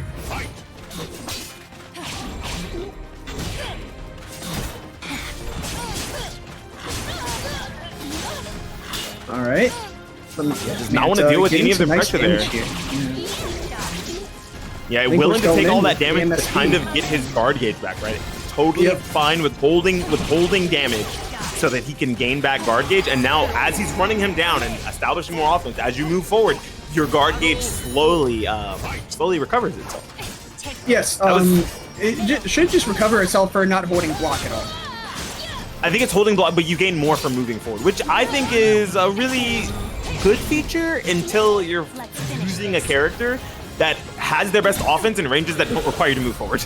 Right. Amy's not one of those characters, so this works out great for me. Okay, nice punish. Ducking the throw. Gets That the was a good lows right trade. there. Yeah. Unfortunately, it's time. Okay, linkorz goes with the soul charge. I can respect it, putting himself at a range where now he just has to deal with Voldo shenanigans from like reactable range, right? Not really dealing with anything where he pops soul charge that is unreactable. Like that. Ooh, the 6 feet to check. Punish, trying to sidestep through, but unfortunately getting clipped, rolling around once again, trying to spare that guard gauge. And closes out the round. What did he... That was a 4 BB. Okay, well, what GI did he catch? Because it said impact counter. I am very thoroughly confused. I didn't see a GI come out from Manta. There must have been an auto GI attempt. retold. Auto GI. Yeah. It's just, I completely missed that last interaction, to be honest. I didn't even see a GI come out. Yeah, I didn't see a Crazy GI that you come out, saw but, the I, impact but I counter. saw impact counter, yeah. Yeah, my bad, I'm a fucking nerd, sorry. Battle 1. Fight. Ooh, yes, just totally content with throwing out those big buttons from range to kind of stuff the attempts from linkorz immediately, but linkorz finding his way in through those big buttons. Only getting 1 rose, but at least now in a scrappable range. This is one of those ranges where now Amy can get her game plan and her offense started very well as long as she can build either this 3rd or 4th rose. Gonna get the trade. Nice whip punish for Manta there. Gonna go for the break attack. Has the wall pressure. Whips the GI. linkorz gets a BB for it. Nice whip punish too. Up to rose number thought he was 3. gonna stand up into 4BB. Rose number 4.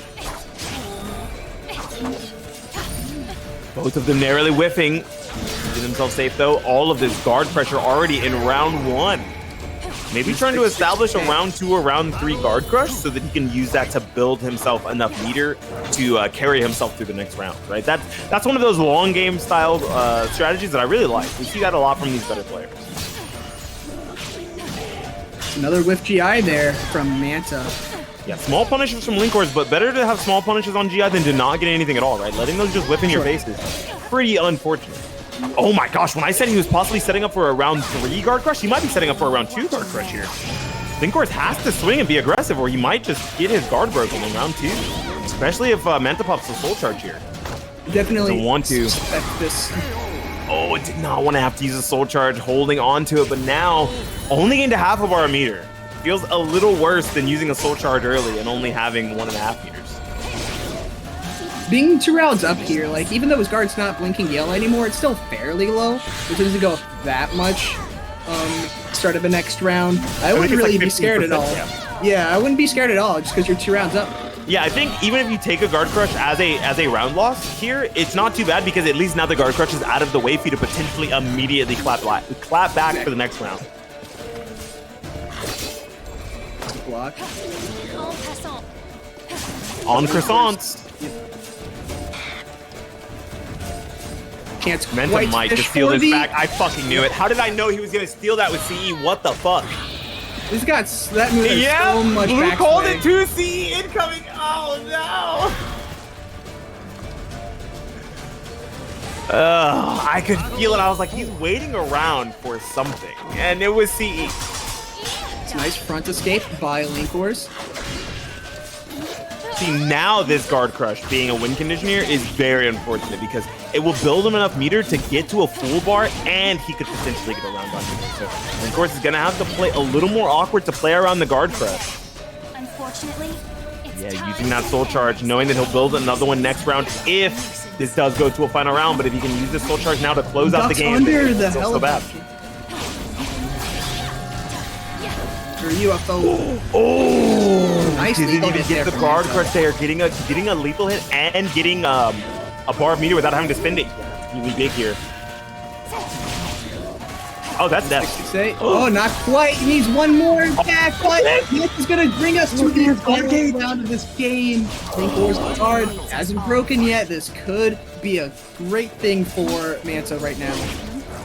I thought that 6AA out of the air would have killed the 6-6A, but just narrowly not enough damage, unfortunately, and because of that, are in a final round situation. Unfortunately, it's time.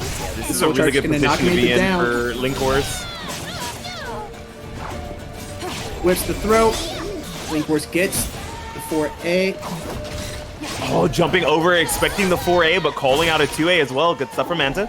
Putting that bar of meter. linkorz does not have one to fight back with yet here. He's gonna have to move forward or just block something to get the bar. Otherwise, One it more might mix. just be GG's. This could be That's it. actually just death. No, he That's dropped, death but- because that. You know what that's gonna do? That right there is going to guard crush you. He tried to sidestep it and he tried to backstep or something and got run countered instead. That Yeah. will guard crush you. That was checkmate. Oh, it's a checkmate if I've ever seen one. Manta's fucking insane. This guy's so good. Yeah, he's been building that up since round 2. I cannot believe he kept him in the right guard crush range for that to be the ender of the game. I thought it was going to be the ender of a round so that he could like, you know, mount an offense, get bar, and like steal a game having 2 bars of meter, right? But instead, just stealing the entire game with a checkmate situation that the only way to play through it there is just to get hit earlier.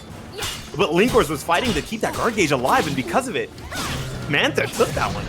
We are in a full wall stage, which means there's not going to be any jockeying for positioning to deal with potential ring outs. Now it's just jockeying for positioning. linkorz working on a perfect right now. Yeah, I'd be pissed too, bro. Get that perfect. I'd be fucking furious.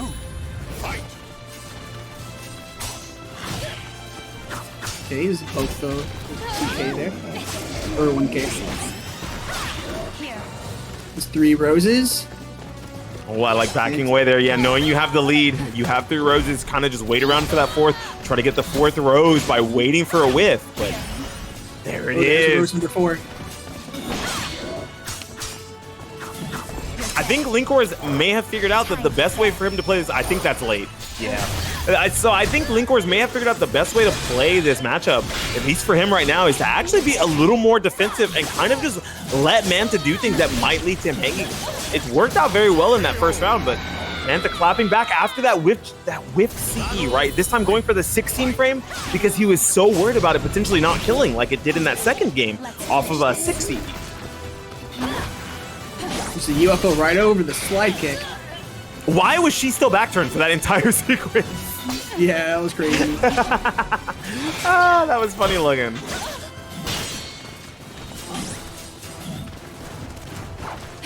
Oh, tries to do a spider jump, but does it work? Oh, just the AMS ducks under the high. The UFO horizontal there that Manta tried. Okay, nice duck. I'm a big fan of what Manta's doing here. A little bit.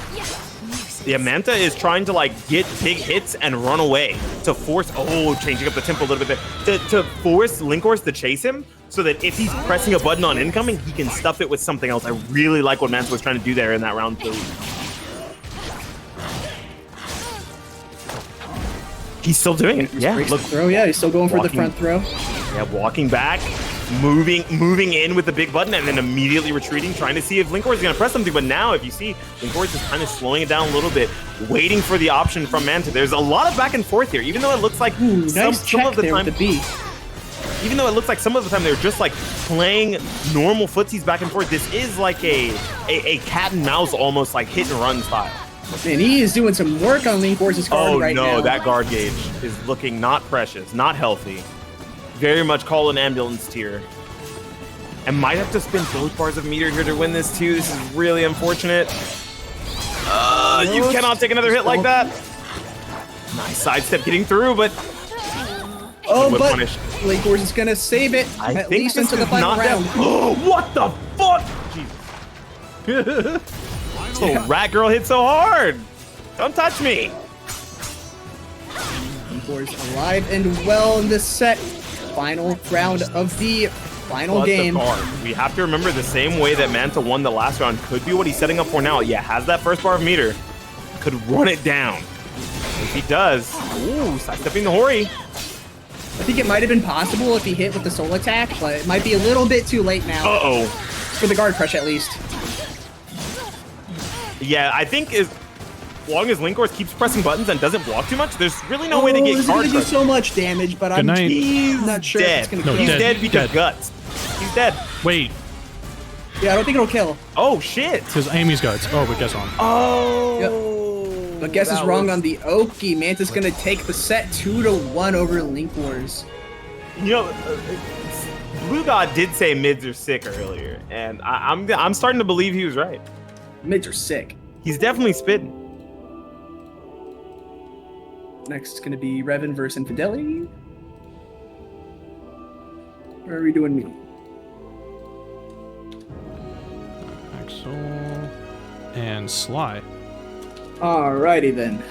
You gotta play, and then I think Konmai will probably show up soon. Alright, no worries. Then I guess y'all can cover until Konmai gets here.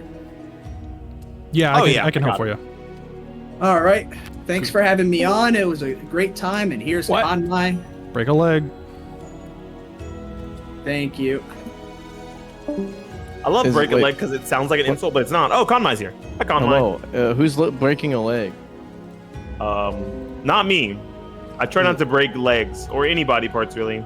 I dislocated my shoulder 3 times in the same day one time. You know whose legs aren't broken? Freaking, like... Apparently Voldo. Who blocked, like, every single one of my muscle busters. It was so infuriating. And he punished, too. I think the biggest part about blocking Muscle Buster is punishing. Like, if you just block it, you're like, I only feel halfway accomplished here. Yeah, if you, like, hit me for half my health, and then on top of it, like, I don't have a fucking weapon, so I can't play the game. That's my favorite part. Yeah, okay. Who's playing what? Who's who? Let me see. I think we've Axel got versus Axel. So oh, wow. It's gonna be what is it? Cassandra?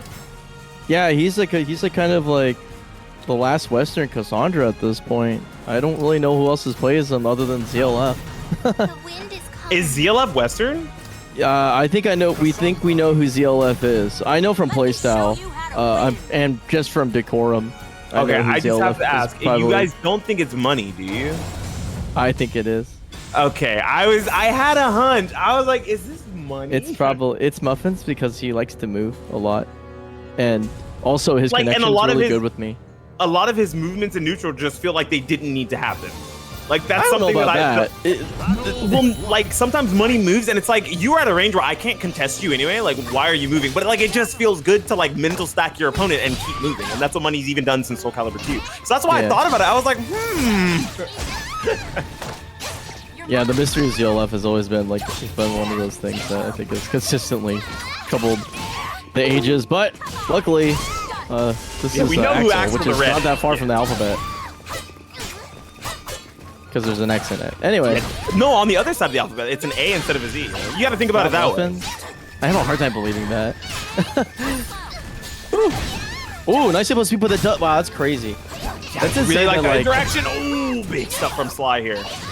Ooh. 3 mixes basically stole that back. That was really smart because it felt like Axel was like controlling the way that Sly was allowed to move and use the big jumping option, right? Like calling them out even with like small stuff, just to kind of mitigate, tried to do it again there, just to kind of like mitigate Sly using them as frequently, but still did it at the end of that round there and got paid off for it big time. They say when your opponent conditions you they say when someone conditions you super hard, you should just do what they've stopped you from doing. Because they're like, hey, you know, I've stopped you from doing this so frequently, there's no way I'll do it again. And when you just do it again, they're like, what the fuck, man? And it just works. Okay, but when I keep doing the thing and they keep conditioning me for it, it doesn't really work. Yeah, you have like first-hand experience with this. Yeah, I think there has to be like a modicum of either respect or disrespect fully already established. Well, right now, that's kind of the disrespect is heavy within SlyTiger right now. He knows he Sly can is just get away running with it down nothing. the same way he's been doing, even though Axel's been trying very hard to like stop it. See, right there, like once again trying to call out the string, like and using something early enough that if he went for a different option would have counterpoked, but Sly is just all over him. It doesn't matter. Sly has his timing in the book, dude.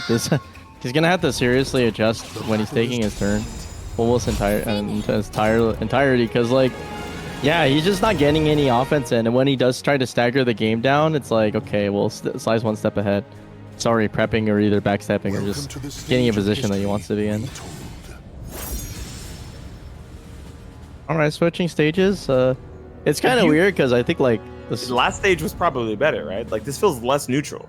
I think it's just for the time pause. I don't think it just like comes down to he's losing neutral to Talim, which is in and of itself kind of a thing, right? Because it's like Talim's stubby, relatively slow, has good counter hit tools, don't get me wrong, but not like there's no like movement now going on. He's just running it down and then backing it up because he knows that all he has to worry about is like a couple like small pokes. Because if you're looking at the exchange in terms of raw damage, he's like taking like 10, 20, where Sly's like, hey, 40s, 50s. Yeah.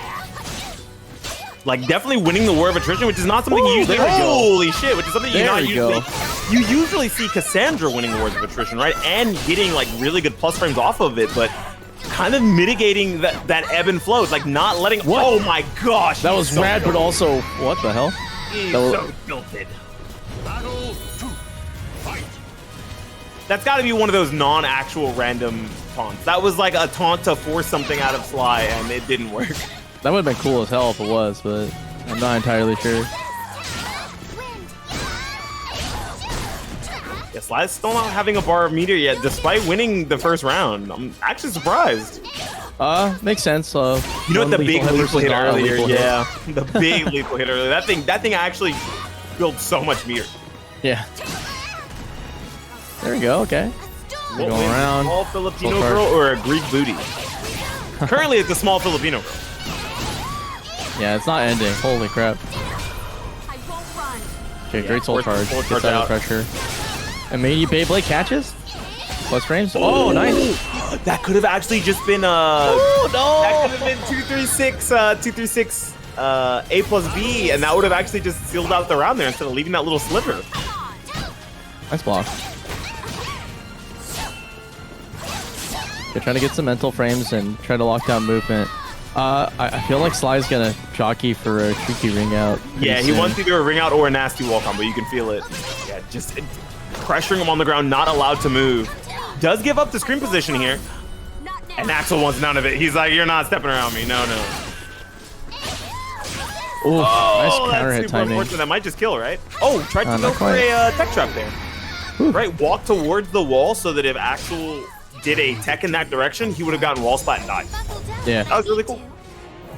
Yeah, very smartly planned. That's the thing is, like, SlyTiger's pretty clever when it comes to charting out the win condition. And in that case, it really just came down to the fact that most of that, like, game one was pretty much like, wow, I'm not getting contested at all in terms of risk reward. Like, sure, I might be like, my opponent might be +2, +4 here or there, but they're only doing a couple hits of damage. And I've noticed this with Cassandra's is that, like, Cassandra's have to really think about when to turn on the gas, because if you try to keep just playing the frame game, it works, and then your opponent just realizes that they could just take several turns away. Also, that's a blue god. Oh my god. What's up, fellas? How we doing? Blue God Howdy, incoming. Blue God. Hey, hi. Sweet. I think I will let you guys take it over. Yeah, let me Wait, let me shit. scram. I didn't take the What? opportunity to predict the Blue God incoming. Fuck. Yeah, he predicted 3 CEs. Dude, I was kind of just saying it. I never thought it was gonna happen. all right, when I'll you're see right, y'all you're right. around later, gamers. Thank you, Beanie. Take it See you, easy, buddy. Beanie. Thanks for holding it down. How's it All right. going? There we go. Yeah, how is it going, Blue? How's it going Yeah, after, I now mean- that you've written a book? It's been a while since I've been here. It's always a pleasure. I'm excited. I missed you, man. Yeah, I miss you too, man. Yeah. Are you gonna make the weekly on Saturday, maybe? I can't make it. but- Oh, wait, you're not going? Oh. I can't make it because I work on weekends.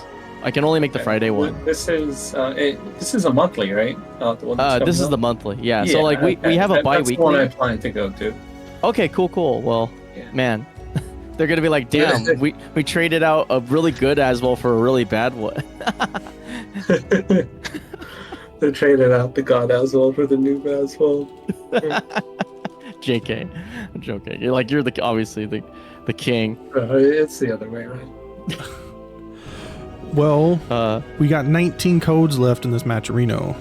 Yeah, we finally got codes back, dude. Man, you know how long we've been slumming it without one? It's been like 2-3 weeks, right? I think it's been like 2 weeks. I don't even remember, possibly even more. I can't remember, but yeah, I finally remembered. I was like, wait a minute, there's probably not going to be the normal one. So why don't I go make my own matcherino? So that's what I did. Excellent. Why were the codes not working? Something on Matrino's end or something? No, LevelUp's they have been making the matcherinos for the events recently. I think they just haven't been paying attention because they're all grinding Street Fighter probably. Yeah, and I just keep forgetting Plausible explanation. because I do it like usually the day of, and then like 15 minutes before the tournament starts, and then I apply for codes, and it gets approved at like 4 in the morning. Yeah. But anyway, This time we switched it around, so we're finally back in action. yeah. Well, what do we have next? I'm kind of waiting for a station to open up so I can also get the lower side going. Let's see what the bracket looks like real quick. Where art thou? Wow, where's the bracket? Dang. Yeah, hit the command. I'm kind of excited that Joe's playing because I'm not gonna lie, I want to see some Azwel. Yeah, same. Yeah, that Definitely. includes you, Konmai, if you're still in. Oh, I got smoked, dude. I played Manta round 1, and I almost I had some semblance of a game plan going, but then I just shit the bed on Oki, and then I got smoked by JoHow because we all love 2B. Yeah, especially me, you know, which I like that game. Oh man. No, it was fair and square. It was just like, dude, I don't know what it is, but like, I feel like the only thing we got as Azwel players is 8A, air comboing into BB, and that's it. Everything else is just gonna whiff. So, yeah. Oh, Defend the North is this weekend, correct? Oh, is it? Yes, it is in 2 days. Yo. Whoa. Yeah, Defend the North, the up-and-coming mini major, soon to be hopefully real major, sponsored by fucking MSI, which I still think is the coolest part about it. Yeah. Oh, there it is. Yeah, July 14th through 16th. Yeah, I don't know if you can still register for it, but you can at least go attend and sort of see it. But yeah, I think Street Fighter 6 has a $5,000 prize pool. The whole event is sponsored by MSI Gaming. They provide gaming laptops for all the setups for every game. So the whole tournament is run on gaming PCs. No PS4 nonsense, or even worse, PS5. Okay, like, and the only reason I'm hating on that is because I can't actually play on one. So yeah. So there's that. And wasn't the New York tournament a few days ago also on PC? Joe and Costco's. Was it yesterday or the day before? I don't remember. Monday. I think it was Monday. Monday. Yeah. Okay. Okay. It's confusing because I watched the VOD yesterday. Yeah, I think that one was on PC as well. I was just watching everyone block Geralt 1A, and it made me so happy. Yep, that's so PC, cool. Yeah, I was like, optimized like 2 billion for hertz, FGCOS. They were on the good shit. Yeah, it's interesting because it's like that's kind of like the next progression, especially with like, it's ironic knowing that like the PS5 is such a bulky piece of shit that it's actually less portable than a PC setup at this day and age now. So it's like, it's funny how everything's going backwards, but things are going in the way that everybody said it wouldn't, which is like, oh yeah, PC's gonna become like the gold standard, because I think it like actually on paper it's definitely the best platform to play on if you can get all the kinks ironed out. Yeah, it comes with its own set of challenges though, like primarily like consistency issues, right?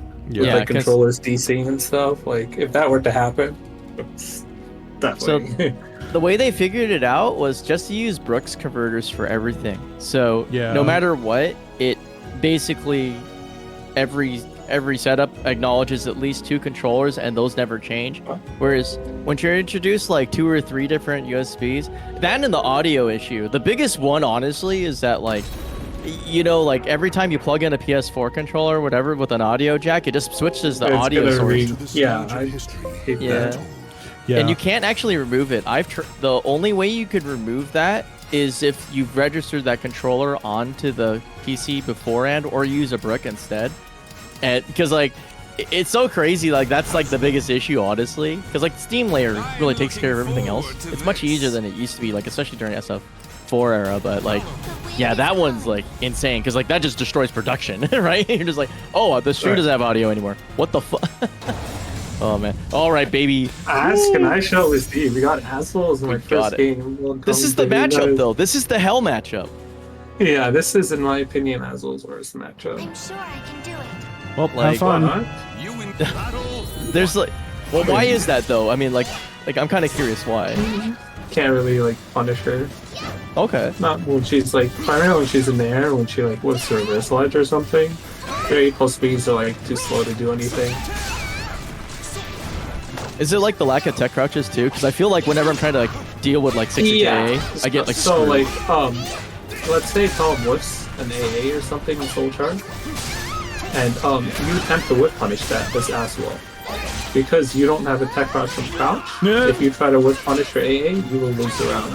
Because your AA does more damage on whiff counter hit than it does just on whiff. It's a lot of small nuances that make it annoying.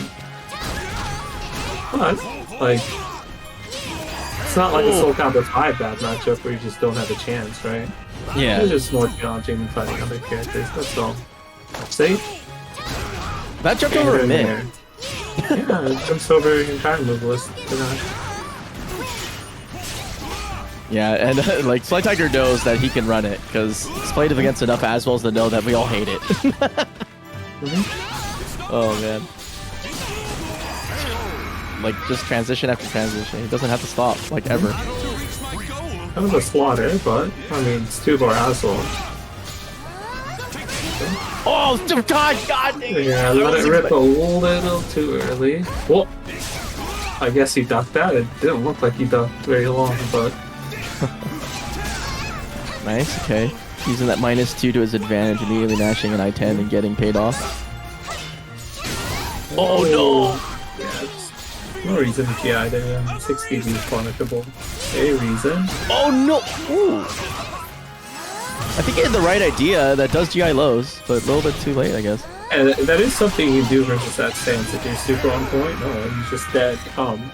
If he jumps at you, you can just shield dart. No, I think he was just doing it and wasn't doing it as a read because he did it too early. But if you're like hyper aware, that's a pretty good option. Welcome to the stage of history. Oh wait, she doesn't actually have a high in that stance, does she? She does. Oh, it's the kick. She can jump at you, do the K, which is like not good at all. It's also like -20 something on block. Does it leave her grounded though? Like I think you don't actually get much off of it. On whiff. Oh, whiff. Oh, okay. Yeah. I mean, which is better for you in Spear, right? Like, yeah.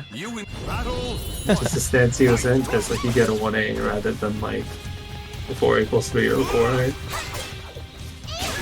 That's true. Okay, oof. Getting timing checked on the 4B, eating a ton. Just kind of getting hit by everything. Like, this isn't really matchup specific stuff yet. Okay. Okay, pulls out sword. Oh, no whiff punish. Good throw though. At least get something from the whiff. Mile long 1B, I love it. There it is. Like, yeah. This is the worst position to be in. Like Spear, like blows in this matchup. Yeah, because a lot of her offense starters are high, so you just doesn't work against her. Yeah, and it's like you can't punish anything she does in Spear. You know, because like full crouch, not full crouch, sorry. When Salt A + 3 used to like leave you in crouch, but now leaves you in standing, so she can kind of just like start jumping at you, jumps all your spear moves. Ooh. Your 6BB becomes safe, things like that. I like sword in this matchup. Axe is okay at range. Stuck here for a little bit. Okay, challenges with 6B. Good. Good. You can win this round while saving the bar. Might have to spend it though for a CE. Okay, it doesn't go for the CE, but we're gonna axe mix. Nice. Yeah, let's go mid. Like, why go for the risky low when you can go for the mid that also beats roll? That's true. That's true. And like, full crouch 3B recovers pretty quick, so it's like tends to be pretty strong. Oh, gets the A. Excellent block, not a good punish though. Can get a 2-3-6B, which is a lot of damage. Okay. Probably gonna keep going for a 1A, so I was gonna say grounded options. That's really smart though, not to like opt for just like continuous muscle buster pressure, hoping that they would block it one. Just because like you get in that situation, you're pretty much dead anyway. Because first ring out, then you just get timing checked. You have to backstep at that point because you won't. It's just like makes sense to just 1A. Let me tell you, from my experience as an Azwel player, 1A is unblockable when their backs at the edge because everyone will roll like 4 times in a row. Huh. Yeah. That actually makes sense. Someone down. Yeah. Okay. Go for the 4th block. Oh, dice. Read on that was really good. Yeah. See, so that's like good counterplay because it beats 4BB. The battle is over. It beats 4B cancel. Honestly, it loses to 4BA, but like it beats literally everything else, right? Yeah. Also punishes 4B on block. That's true. Like that neutralizes like 2 out of 3 of the options. All right, Joe. All right, showing us some tech. I'm happy. Usually, I look at this matchup. I'm the receiving end of it. I'm just like, man, this shit sucks.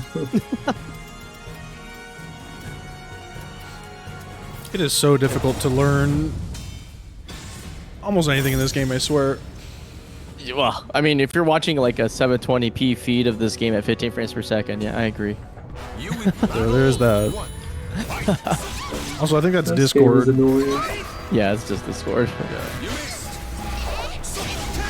Oh, okay. That's right. Okay, be careful. Want to see teleport? Yep, there it is. Nice Hey, there's the A-check again. counterplay again, yeah. Oh, Talim is one of the characters that can block full crash if you get to 60 rooms. Yeah, good to know. Christ almighty, look at this damage. She needs it. Why does this character have this shit? Probably gonna see a muscle buster soon. Not anymore, it's on the side of the ring. Oh. There's a reversal edge. Okay, One of the few plus characters that can hit you. Yeah, you don't attack there. It's not much you can really do there. Like, you only have an I-14. You can't really just stuff out 3B. I mean, a 6B at all. You gotta just block. You have to block a lot in this matchup, to be honest. Ooh. No, offensive contest home mark. Uh-oh. It's not a No punish. Oh, Sly tried to punish, but it seemed like it's a little bit late. Yeah, can't do that combo. We learned earlier. Okay.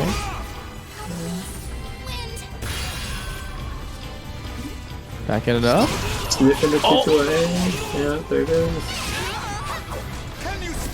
Nice. Oh my god, that's No, not gonna nice. work. So, that used to work.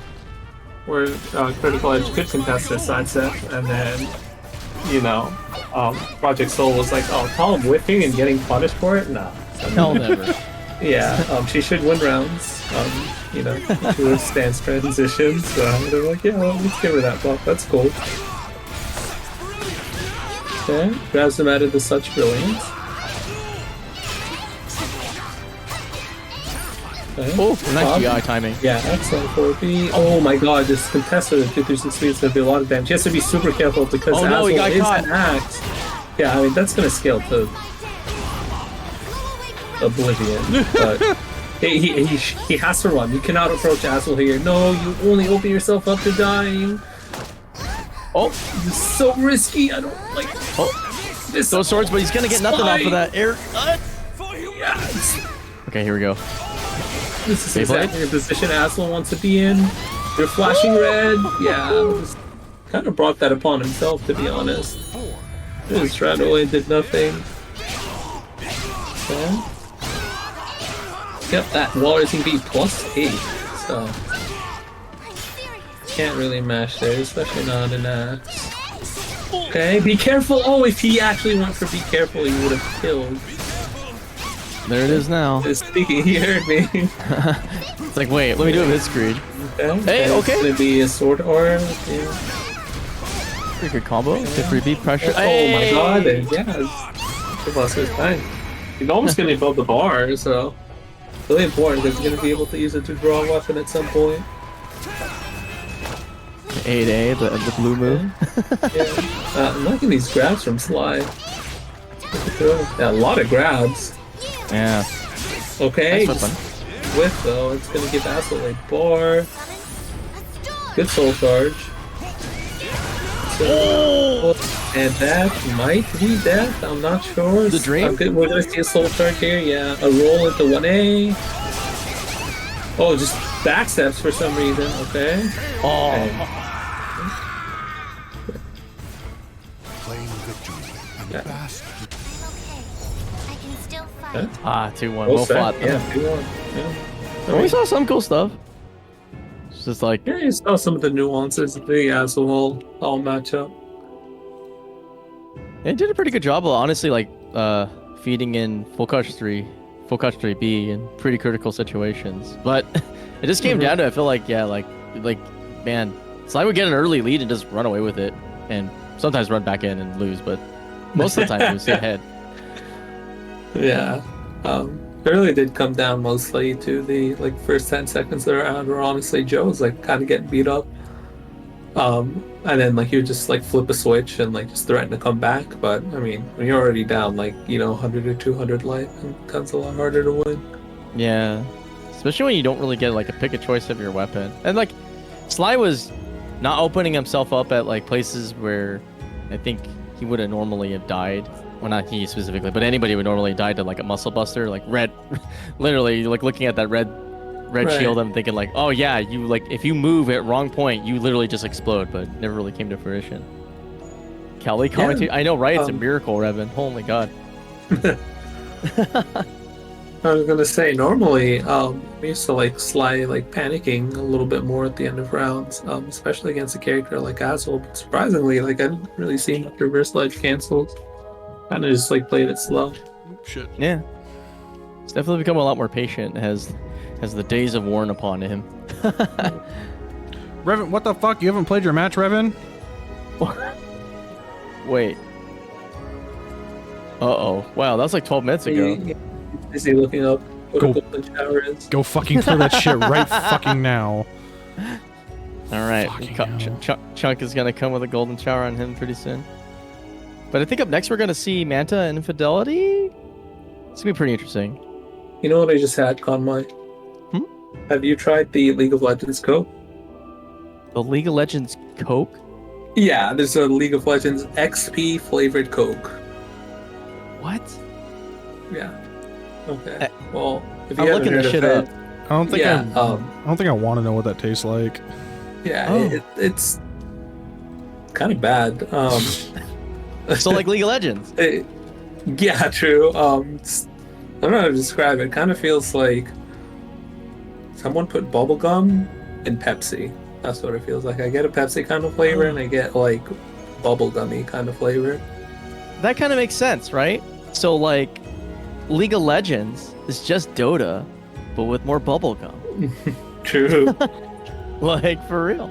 And probably toxic. Yeah, exactly. Oh yeah, MOBA's good. Honestly, like any game with teammates is toxic AF. Yeah, that's true. Although, you know, speaking of games with teammates, I don't know if Icy Chains has been trying to recruit you, but Naraka is going to free to play tomorrow, and that game actually seems kind of fun. So Yeah, I mean, Naraka's always been lit. It's a fun game. yeah, they're finally going to free to play tomorrow. It's been like a long time, and like it's weird because it has been kind of like the last, I want to say like offshoot BR that you know has any really semblance of uniqueness that isn't like propped up by streamers and stuff like that like survived, right? Because like most of the other BRs have been tanking, right? It was like, okay, we're just closing up shop, but that one's been sticking around, and yeah, I don't know, I want to give it a shot just because like every time like I talk to Icy, one, he's excited about it, but two, like he started sending me videos, I'm just like, damn, this is some FGC shit, like literally talking about neutral in this game. I'm like, okay. Yeah, like games like that one, there's Hunters Arena Legends. Honestly, there's elements of fighting games in them. It really feels like, you know, you just like zone people, you can like whip punish, and like block punish. Yeah, there's definitely fighting game elements in it. And like there's a ton of rock, paper, scissors and stuff. It's just, it seems kind of cool, but yeah. And then you get hit once and you get comboed and die, and you're like, okay, this is not cool. Yeah. Then like 20 minutes. Yeah. 20 minutes and I got hit by a jab and it just lost. Yeah, I mean, yeah, Naraka sounds lit if you like playing DNF in 3D. It's like, I think if you want to play Black Desert. It's 3D DNF. Yeah, actually, that's probably what, well, It's 8-way DNF. 8-way DNF, yeah. That's a cursed thought. Let's do this. All right. Well, this is the battle of the historic low tier. Manta versus Infidelity. Infidelity. Okay. I think he's from Xbox. No, he's the PSN. Oh, he's from PSN. But like he's been recently like it's funny because like I think like on the scale of Maxi, so you have JoHow on like the really slow, patient, weird timing side, and then you have the really cheesy, powerful, like explosive side. That's Infidelity. Infidelity reminds me of like a Raphael player in a way. There's two types of Maxi players. Okay. Yeah. There's a psychopath, which is like never ever block and only exists in stance, and there's the Maxis who just block for 20 years. Yeah, so that's JoHow's there's no like ever in between. Yeah. And then there's Russell, the ultimate. Yeah, the Blue God Destroyer. Scariest player of all time. Yeah, arch nemesis. Ooh. Okay, nice whip punish. Probably like honestly the best whip punishment in the game. Yeah, also one of the hardest to execute. Yeah. Oh, Okay, that's... Okay, not quite a ring out. I was gonna say it's probably a ring out, but I would have lied. Okay, and... Is Infidelity the Maxi that always 2A plus squeeze at the end of the round and kills himself, or is that JoHow? I don't think remember. either of them have done that recently. Okay. Yeah, I think you're thinking another Maxi. I'm trying to think who the other Maxi would be. But he does do 2A plus B though. Maybe it's something in Cambosa's tournament. I just remember there was a Maxi one day that I watched, and yeah, it was just like there were like 4 rounds that Maxi could have won, and they just 2A plus B and died every single time. Well, it was kind of satisfying. Yeah, but enough for me. Let's get back to the match. Yeah, I have no idea how this matchup goes. It goes wild, apparently. Yeah. It is interesting because like I'm not sure where Voldo really picks his moments where he gets in. It's just like it just seems to come down to do you know the stance he's in and do you like step in and kill him. Usually, if you don't have like a relatively quick critical edge, or a relatively quick AA, which I mean, all those don't have either of, but I'm kind of struggling against Maxi stances. I mean, maybe he has like some cool, weird options that I'm not aware of. It's Voldo after all, right? Yeah. Ooh. Okay.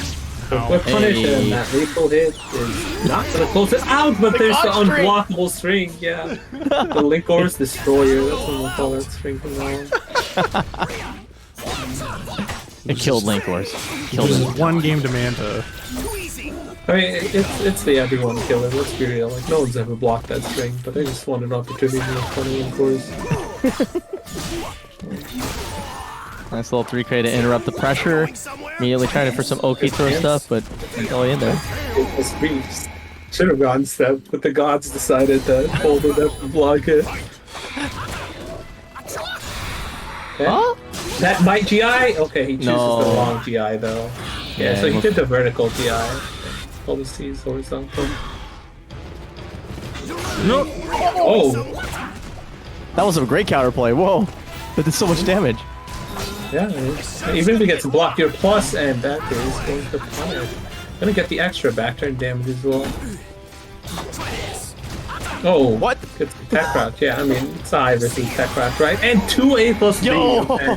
There it is. It's the best move of the game, I'm sorry. Okay, maybe this is the one that does 2A plus B a lot, but No, it doesn't die is for him. No, because like when he said Cambosa's tournament, the light flipped on because I was like, wait a second, there's not.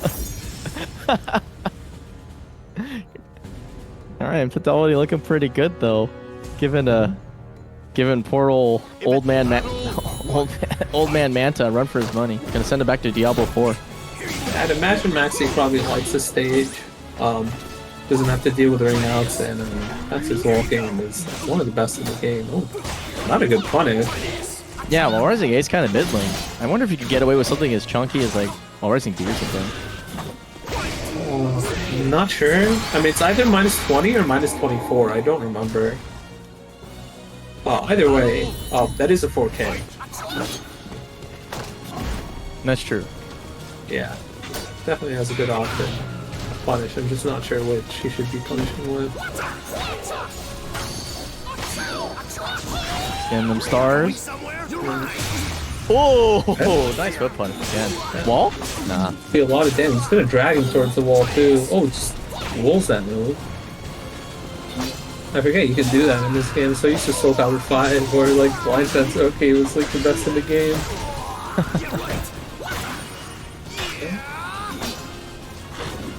It's Hey, fun. whip Oh, punish. Yeah, it's gonna be like you better not whip. Nice to see you. Get that whip punish you. damn. Gotta be patient. This situation.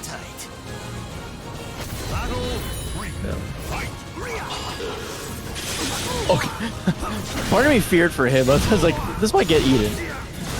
Here we go. Gonna be a lot of damage too. So many being Jesus. soul charged. Yeah. That was half health, and he's still going. And he has rigged guard gauge. He just won the round off of a single soul charge. Yeah. Oh, gets the guard break though. That is really unfortunate. Kind of makes the snowball this round kind of meaningless. Huh? Wow, didn't block the second hit. Interesting. Not a good block, but not so good for punish. On underneath the 6A right there. The shenanigans are here. Nice soul charge, kick him back out. Where's he going? Yep, standard. Nice whip punish. Gets most of the just range. It's going to be actually a decent amount of damage. Ever forward. Okay, doesn't block low. Oh, with punish. Oh, no, not a good one. Yeah, someone's going to get seized. Yeah, that is minus like 18 or something. Oh, he was late. That's happened a lot actually. Infidelity. He's got a good sense for when to punish, but I feel like he's getting Parsec once in a while.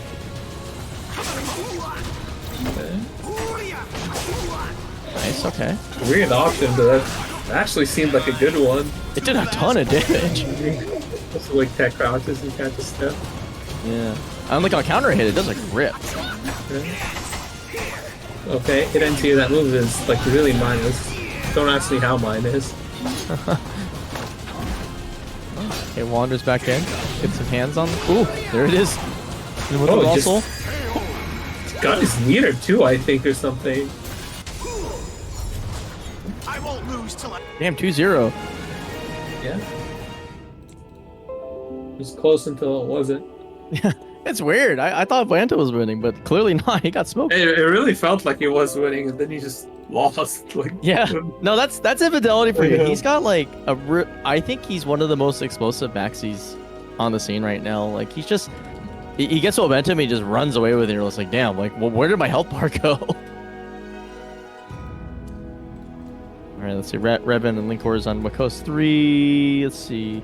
So up at winners finals is gonna be Infidelity versus SlyTiger. That's gonna be that is not what I expected tonight. Not gonna lie. Like with like Farrah Muncher's in bracket, you know, like linkorz in bracket, you know, like there's all these names that like just expecting something different. You know what I mean? Oh yeah. Truman Fury. How did Manta not block? I have some news for you, I know buddy. what to tell you. Yeah. Does he ever block? Manta never blocks. Let's establish that before continuing this conversation. Yeah, I was gonna say. Like he doesn't block it. He like no GI and whiff like a lot. Blocks it to the space. Yeah, that's true. That's how he GIs. Gives you that stare. But you know, I'll be honest too. It's like I'm pretty sure Maxi's a pretty big blind spot in the West, because like I think the last person to play that character was like Socrates. I mean, we had Ezekiel for a little while. Oh yeah, we did have Zeke. Yeah. Or what about what he's been up to? But what about Wheeler? I don't know who that is. I'm so stupid. We had the God Prodigy Maxi. Who is that? He's from San Diego. John or Joey Wheeler, something like that. Joey, that wasn't Joey Wheeler. It must be after my time. Oh my crap. He was playing during WNF, so a little bit after your time. Tony. Yeah, it was Tony Wheeler. Yeah. Tony. Dude, no, because he's like I'm trying to think of whose kid he is. Like, he's a kid of like a strong. I think he was a Talkie main. No, I thought his dad was Tony also when he Maxi Mame. That was like the part of the meme. Yeah, I forgot his name though, but like, yeah, he was really strong. Call him Little Rich Dicks. He was super good. Yeah, he was cool, especially since he was like 2 years old, like younger than linkorz if it was possible. But yeah, no, but like just in general though, like West Coast, I don't, like we don't know how to play against Ivy and Maxi, anything that ends with I guess. Let's see. What's going on in the match train? 54-50, pretty good. Thank you everybody. Codes are helping, but nice. Man, Yeah. underwear. Wow, So 40 probably a bucks. few codes left. You guys should play before it's too late. Yeah, do it. 12. We have 12 left. Otherwise, Blue God dies today. We'll ship him. I was gonna die either code. way. Well, what's wrong with the screen? What's wrong with this? Is that on my end? I hear a weird noise. Oh, the Oh. stream. Sometimes the audio Yeah. freaks out. Oh, okay, it's good now. Yeah, it's tripping me up. I lowered the volume. I'm good now. Oh, is that what, okay? Yeah, no, we're good now. Yeah, sometimes Discord just. Let's see, Tony. Okay. Man. Sorry, I'm killing I time feel for the like- lower side to catch up. Every tournament I've been to, I've always fought at least like 1 or 2 Maxis in bracket. Yeah. Weirdly popular character. Like, you asked me to name like Maxi players off the like top of my head. You know, I probably won't remember like all of them, but like Malice said, they're all just like hibernating in random places. Yeah. They'll They come out do. every now and then. Yeah. They're just around in every corner. You never know when you're gonna run into a Maxi mate. You can tell because they'll 2A+B you at the before he gives you a handshake. You'd be like, what the fuck? Alright, SlyTiger versus Inphadelity. So this is gonna be interesting. I have no idea, like zero, absolutely negative clue about how like the Talim Maxi matchup works in 2023. Yeah, in 2023, I can't tell you. Previously, I can't tell you it was considered bad for Talim. Yeah, I mean, ever since then, Talim has gotten like 700 bajillion buffs. Welcome to the stage of yeah. history Um, retold. It's probably evenish, I'd say. Yeah. Maybe slightly Maxi favored. Yeah, Maxi Maxi does has have 6A+B, which is like one of the best options in the game versus Talim stances, right? That's true, yeah, because like if she tries to high check you, you're just like, Lamau, I'm under that. And you could just like, I think you could do a lot of good zoning, but I don't know, man. Windsalt's really good. You know, like I used to think, The wind is used calm. to think like neutral. 6K is probably an amazing option. I mean, not probably, it definitely is an amazing option versus Maxi Yeah. stances. Because there's 2 things you want when you challenge Maxi stances. One, you want to challenge Maxi stances with the vertical. And the reason you choose to challenge with verticals over horizontals is because his horizontal auto GIs cannot be re-GI'd. So if you challenge with the horizontal, you're only going to screw yourself over. And you want a move that's I-12 or faster, so you can actually interrupt the good buttons. Tom has both in 6K, right? It's both I-12 and it's also a vertical, so Yeah. a good option versus Maxi stance that she didn't have before. The fight to realize That's your definitely true. ideals. Oh, we'll see if it comes into play. We'll see if Sly puts that 6K into action. Like right here, 6K. Oh, he tried it. Oh, he It didn't tried it. work. Okay, I guess he steps it. Wow. Layer 1 counterplay already put into the dirt. Impressive. Oh, it just rolls what I thought was a force block. Nice 3K. Nice Oh my zoning. god! Phantom Oh. Angel, that's gonna wall splat. Okay, I lied. That's that no did? wall splat, though. Yeah. Okay, empty jump low. forward. Uh-oh. I would say kind of underrated option. I don't know if you just jump at people and mess with their timing and just smashes off the ground. Yeah, jumping at people is good. Air combos suck in this game. So, like, I feel like you get your turn back every time. Wow. Woo. Double A. Go for mid. Okay. Okay, I think you can kind of see that like SlyTiger's kind of get lost in the sauce here on defense. Yeah, this is like a really scary situation for both characters. One move and like someone's getting wall splat into ring now. Oh, there it is. Okay, speaking of Never wall mind. splat, Ding dong. I'm not sure if there's a conversion that rings out. Don't ask me, but I mean, Well, the Oki does. yeah, it was a ton of damage. Wow.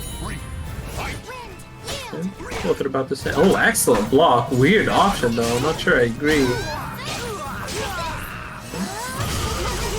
Big Beyblade. Okay. I like the early soul attack. Feel like early GI against Ring Fury on hit seems kind of risky. Trying to zone out with the I don't want to see. Okay, Oh. I like their use of like meter. Because in my opinion, Soul Charge is a much better snowball mechanic than it is a comeback mechanic. Okay, Yeah, ever look at forward that. and Oh, yo. oh. To the fancy combo. Okay, it Yo. doesn't hit the just frame, so it doesn't actually get the points, but I respected them. Dude, what? Oh, doesn't he goes for the cool air hit? That's for the cool air combo. Okay, that's not gonna hit. That's gonna be a whiff punish. Yep. Ooh. I like the use of the soul attacks over this CE. He's the man. And then here, oh, he cancels it. Oh, it's so cool. Look at this. Cheese here, to be honest. Like, Oh okay, no! There's a lost. Is that a ring out? No. Okay, maybe there is. I'm not sure. Gotta be careful of the Oki this time again. Yeah. Okay, good patience. Oh, late on the punish, but it does not matter. Damn. I won't lose till I have Man, that was sick. Yeah, that was intense. I like Yeah, that. like that. That's why I like watching this guy's offense, man. Infidelity's offense is like the coolest in Soul Charge. He gets that, he'll soul attack, and you're like, damn, this guy's about to take 5 turns in a row and kill his opponent.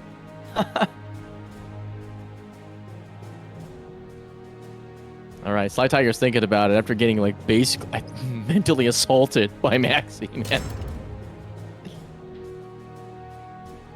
I think the experience that Sly just had is like when you're like year 1 of SoulCalibur and you followed like Kagadu. Suddenly you see in your feed it's like naked Maxi and you're like, what happened? I forgot you post that.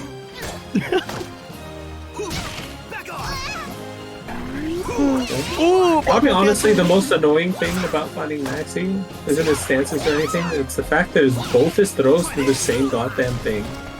Like it's just like the most pure 50-50 ever when it comes to throws, because both throws do the same damage, they both side switch, they both literally just do almost the same exact thing. Yeah, so you can't guess what like utility they're going for. They I just mean, have, like, well, I cycle. guess one is techable and one isn't, but like the OK is the same on both either. Like you're not gonna be able to press or sidestep anything. Let's be real. That's true. Wow, that was a lot of damage.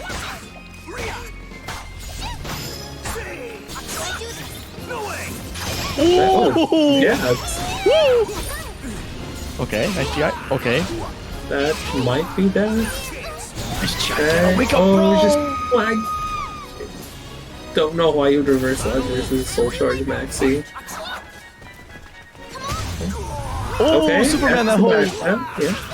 Kind of want to see a soul attack here. Nice. Can't build bars. You have 2 bars. You might as well just soul charge early. Okay. Oh, Yeah, good Hold up counter the timing. timing. Yeah.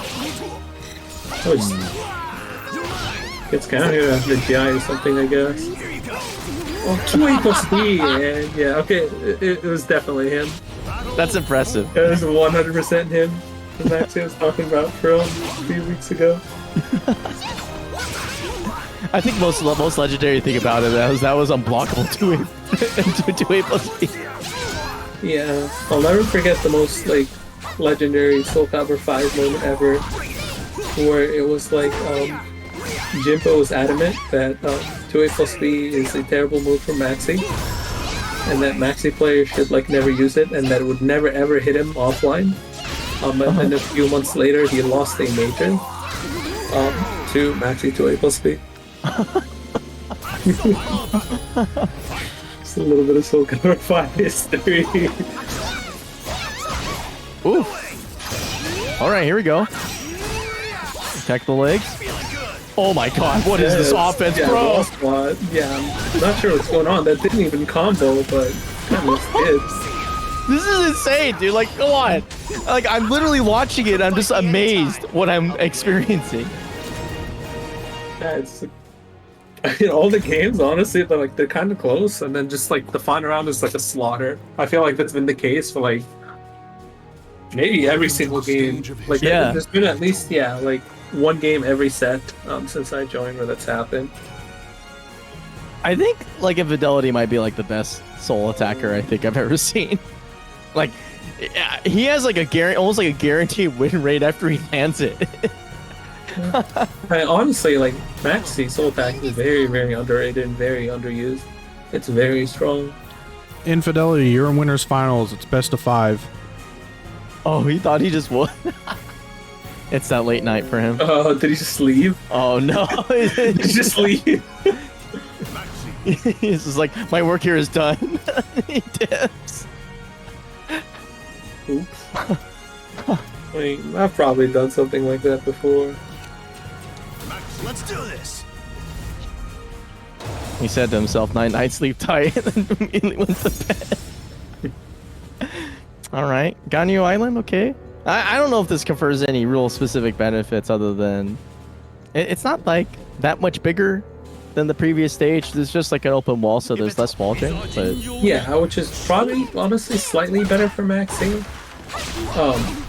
See, they both have about the same wall game, but Maxi's ring outs are much better, right? So...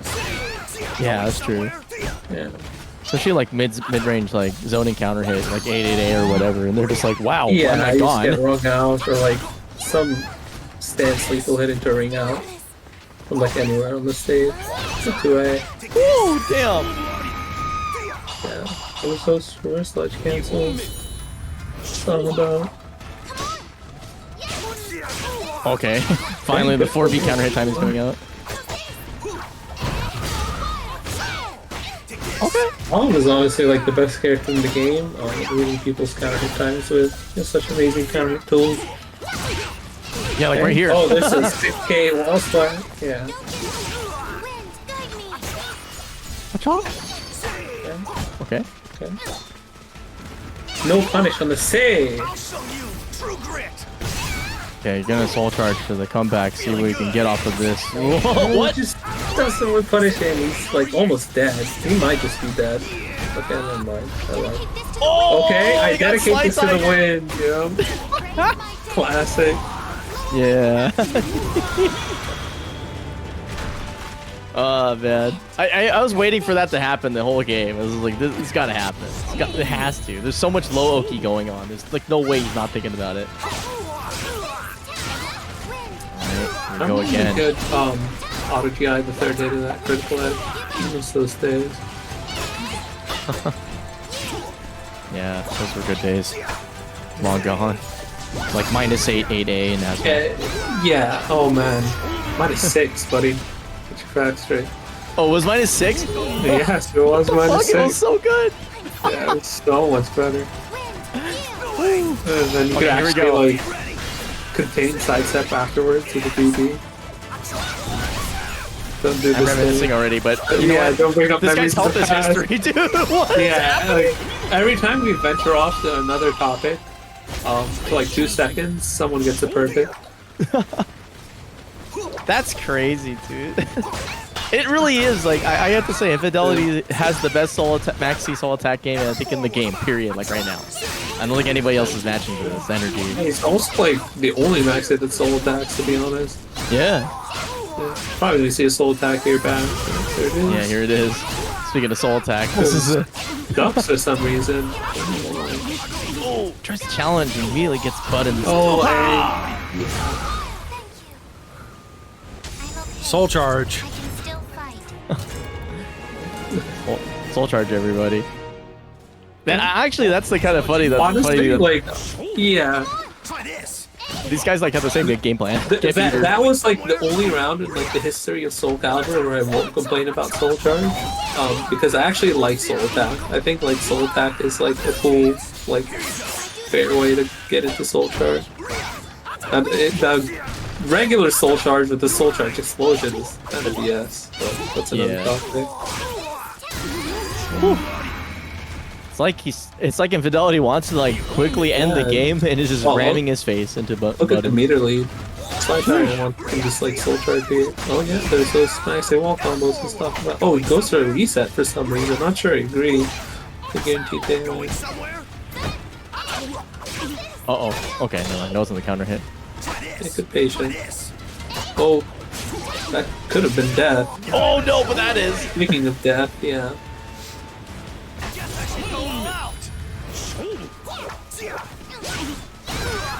Okay. Yeah, good just frame. Like, this was another perfect in the final round. Oh. Yeah. Oh boy. It's not gonna kill, even though it counter hit. Yeah. What's the Oki gonna be? Probably nothing. Run up and okay. Something. Damn, multiple perfects. I hate to say it, but Wait, so that was a perfect, even though he blocked the Maxi move in Soul Charge. That means he must have Oh no, he healed off the he healed critical it, edge. yeah. He healed. Right, okay. I feel like, unfortunately, Infidelity iced himself. He's trying to warm up with the fiery nunchucks. No, I wanted the firing nunchucks. No. Yeah, I did too. I wanted them so bad. It's like, just go all the way. Take that color, take the fiery nunchucks, and just be like, listen, flame on, bro. And then immediately start the round with unblockable cancel. But these other Maxi colors look so whack. I hate every Maxi there's in like P1. You don't like you don't like Scotland? No. Or the blonde Maxi, don't get me started that one. That one's the worst. Maxi means the marginal. Yeah, I like it only with marginal uses it.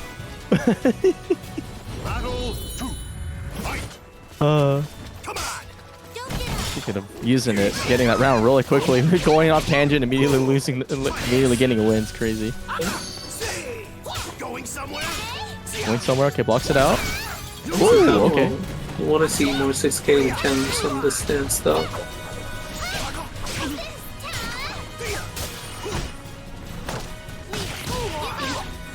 Okay.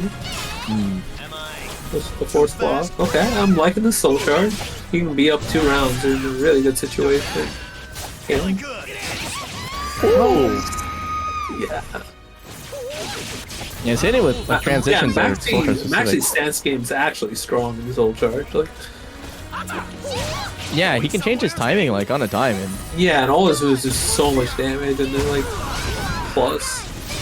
They're not actually bad transitions. yeah, and you can like absolutely discourage any use of like GI to slow it down too, because like you have so much threat with 6A plus V. 20 is the best move in the game. Yeah, I want to say the only time I respect Maxi is when he's in soul charge in stance. His neutral soul charge isn't that good. I was like, oh no! Good fade. I didn't quite like using meter here. So maybe just whip punish or something else, but at least he got the round. If Maxi Shrek's voice, what the hell? No. Oh, excellent awareness for that B. Okay, so that's be another careful thing here. Maxi has like going for him. He's a single B that does like a lot of damage on air hit. Which is really good in the Talim matchup. Ooh. Okay, good GI. Ooh. Okay. Okay, that's 6K coming in. Oh, nice. Try that. Trying GA against Wind Fury is dangerous. I feel like you can never get the timing right. Oh, okay. Oh, tries it again. Oh, he blocks I'm it not out. sure I like that. It's gonna be canceled. And that's going to be No sauce. Good read. I won't lose till I have my revenge. Man, Infidelity with no energy is pretty good. It's like, I'm playing with no energy. It's like, yeah, look at that cracked throw duck. Wow. Well played. Need seeing a Maxi use more than a handful of moves. Yeah, especially if you're coming from SC5. Isn't that character like a 2-move? Like that character was just like 6A plus V, like in SC5. Yeah. I mean, Maxi had more moves in SC5 than he has in SC6. Maxi in really? 6 has 0 moves. Maxi in SC5 has 2 moves. Basically, me calling Maxi terrible in 6. They think he is. Yeah, that's a pretty common mindset. Let's see, so Joe and Revin are duking it out, I think. Let's see if they match reported. Okay, Joe took it over Revin, so we're gonna see him play RuberBeefMan. I think. Did they play earlier? Yeah, so Joe knocked him down, Nice. RuberBeefMan into losers earlier on a 2-0. So we'll see what adaptations will be made by RuberBeef. Because Yes, Azwel. yes, more Azwel. I know, it's like we're getting fed tonight. Yeah, SOS. I will have heavily biased Azwel commentary. Yeah, we got to do it for the human race, bro. I keep drowning in brackets, so I need Joe to carry on the torch.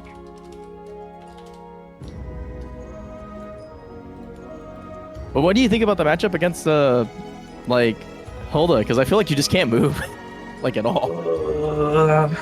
Man, Hilde matchup is so goddamn annoying. Because Hilde is good at everything, okay, except one thing, and that's opening you up. Okay. Yeah, so as Azwel, like the matchup is literally you just have to sit there for like 20 years doing nothing, and that's how you win. Like you just kind of like chill there and you wait for your opportunities to, you know, mix her up. If you try to move, that won't work. If you try to use highs against her, that won't work. Kind of just have to like do absolutely nothing.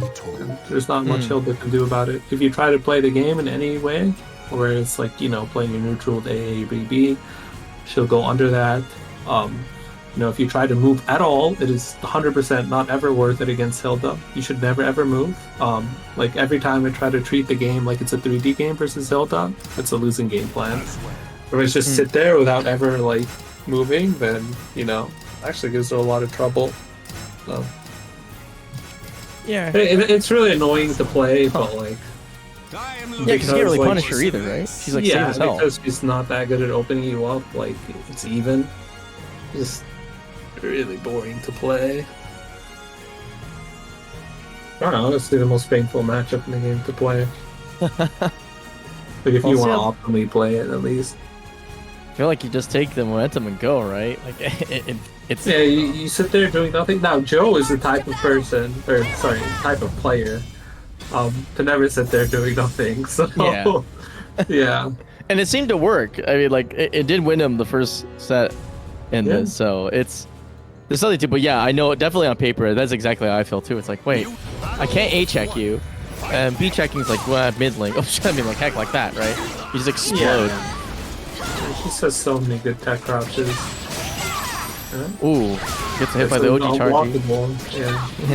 It took me like over a year to block that move.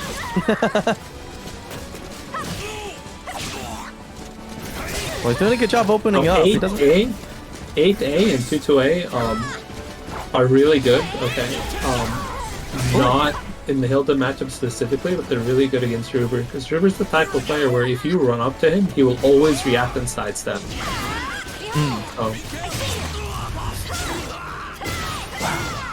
Pretty sure Joe noticed that, like in the second half of their set, and like he's been using a lot more 8A, which I kind of like. It's a cool like player adaptation thing that I noticed.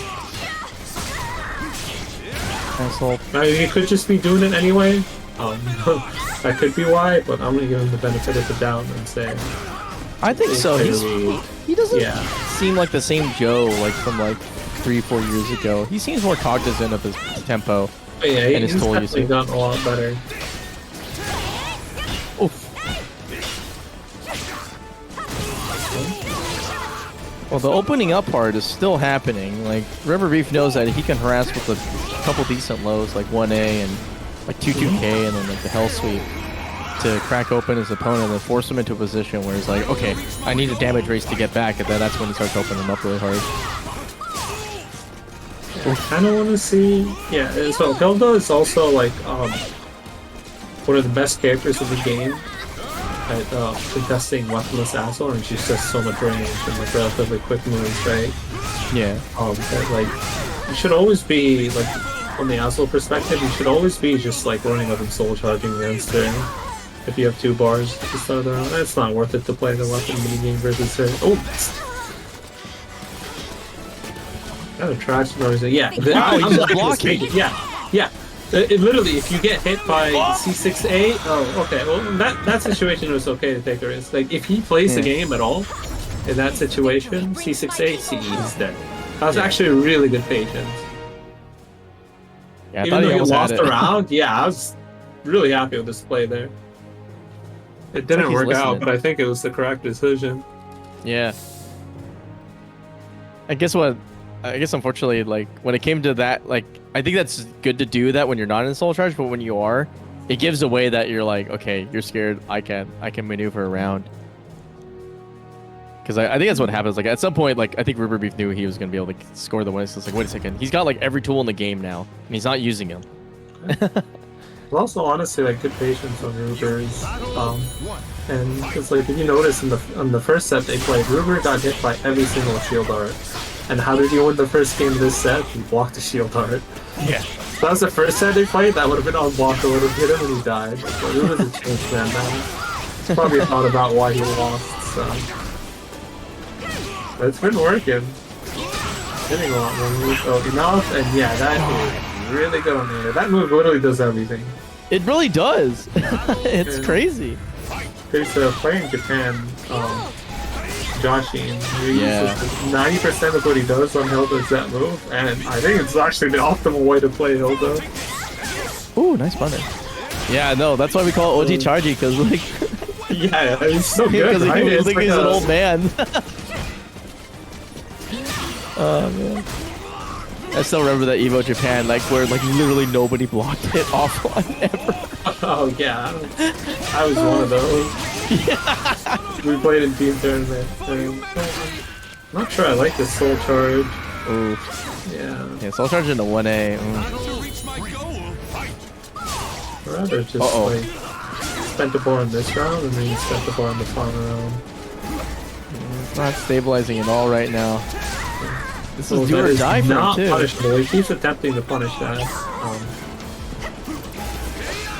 There's only -A. Okay, reason. Okay, 1A. The Joe special. Oh no! Know your place. Oh no! What punish? Oh, I tried to switch that. Okay, get the throw. Yeah. Okay, they tried to throw that movement.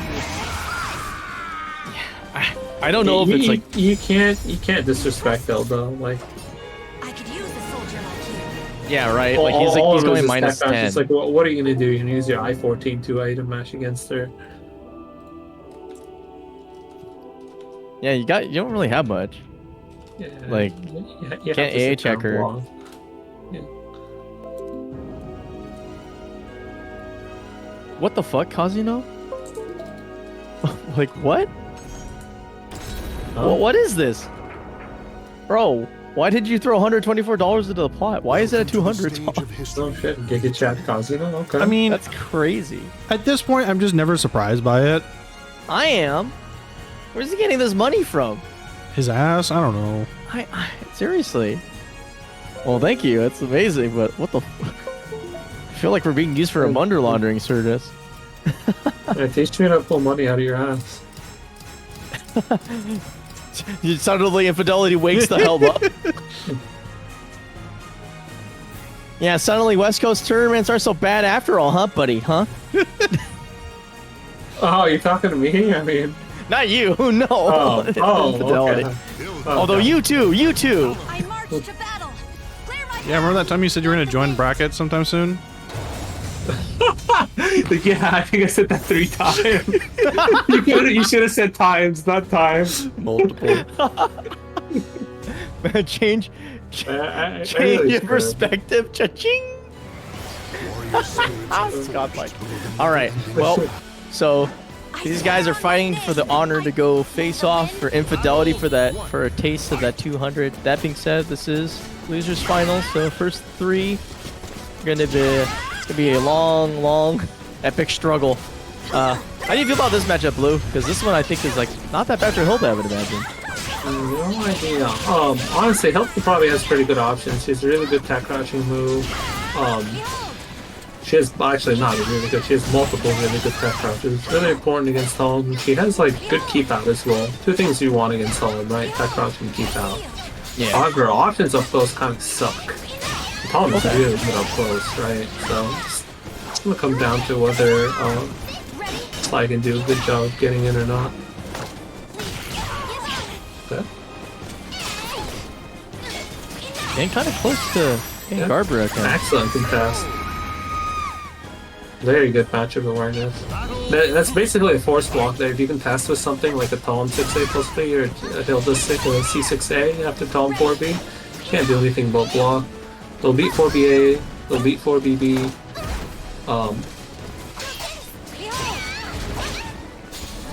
Basically beats everything that's not blocked.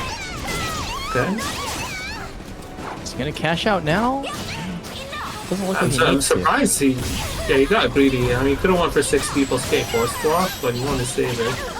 That is not a punish, that's -12.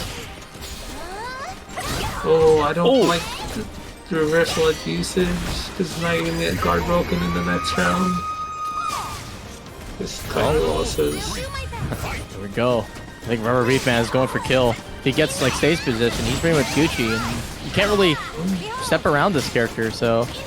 Yeah, he just has to play for guard damage now. He has the life lead, he's flashing ahead, he's gonna spam horizontal. Oh! Oh, hey! Wow. Had the perfect. I mean, he didn't do the horizontal thing, right? Yeah. He had a strong game plan, but. Yeah, nah, he's doing it now. Yeah, there it is.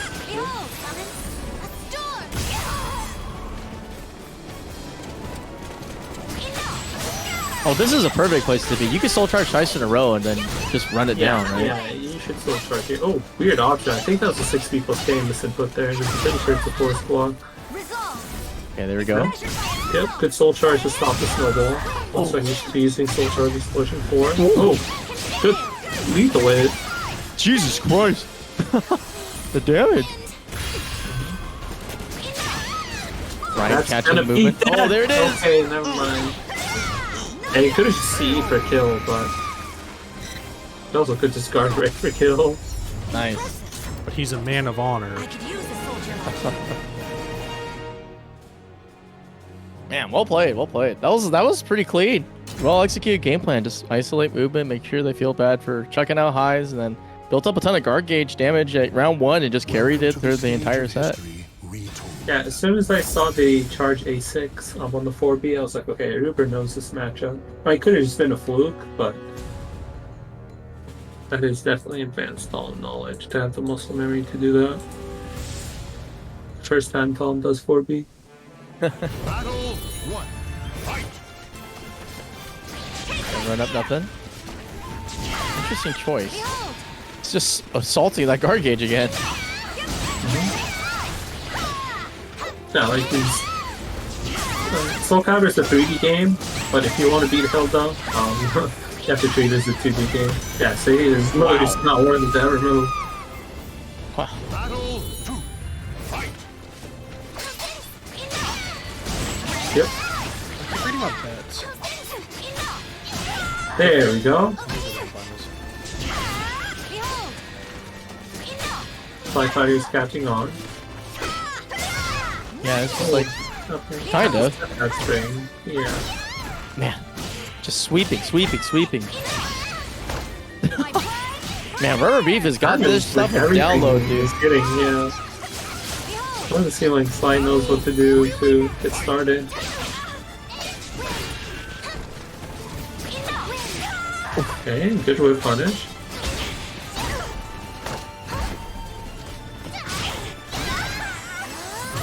Oh, I'm not sure about the soul death. You have this much of a life lead and you have to make a 3-round comeback.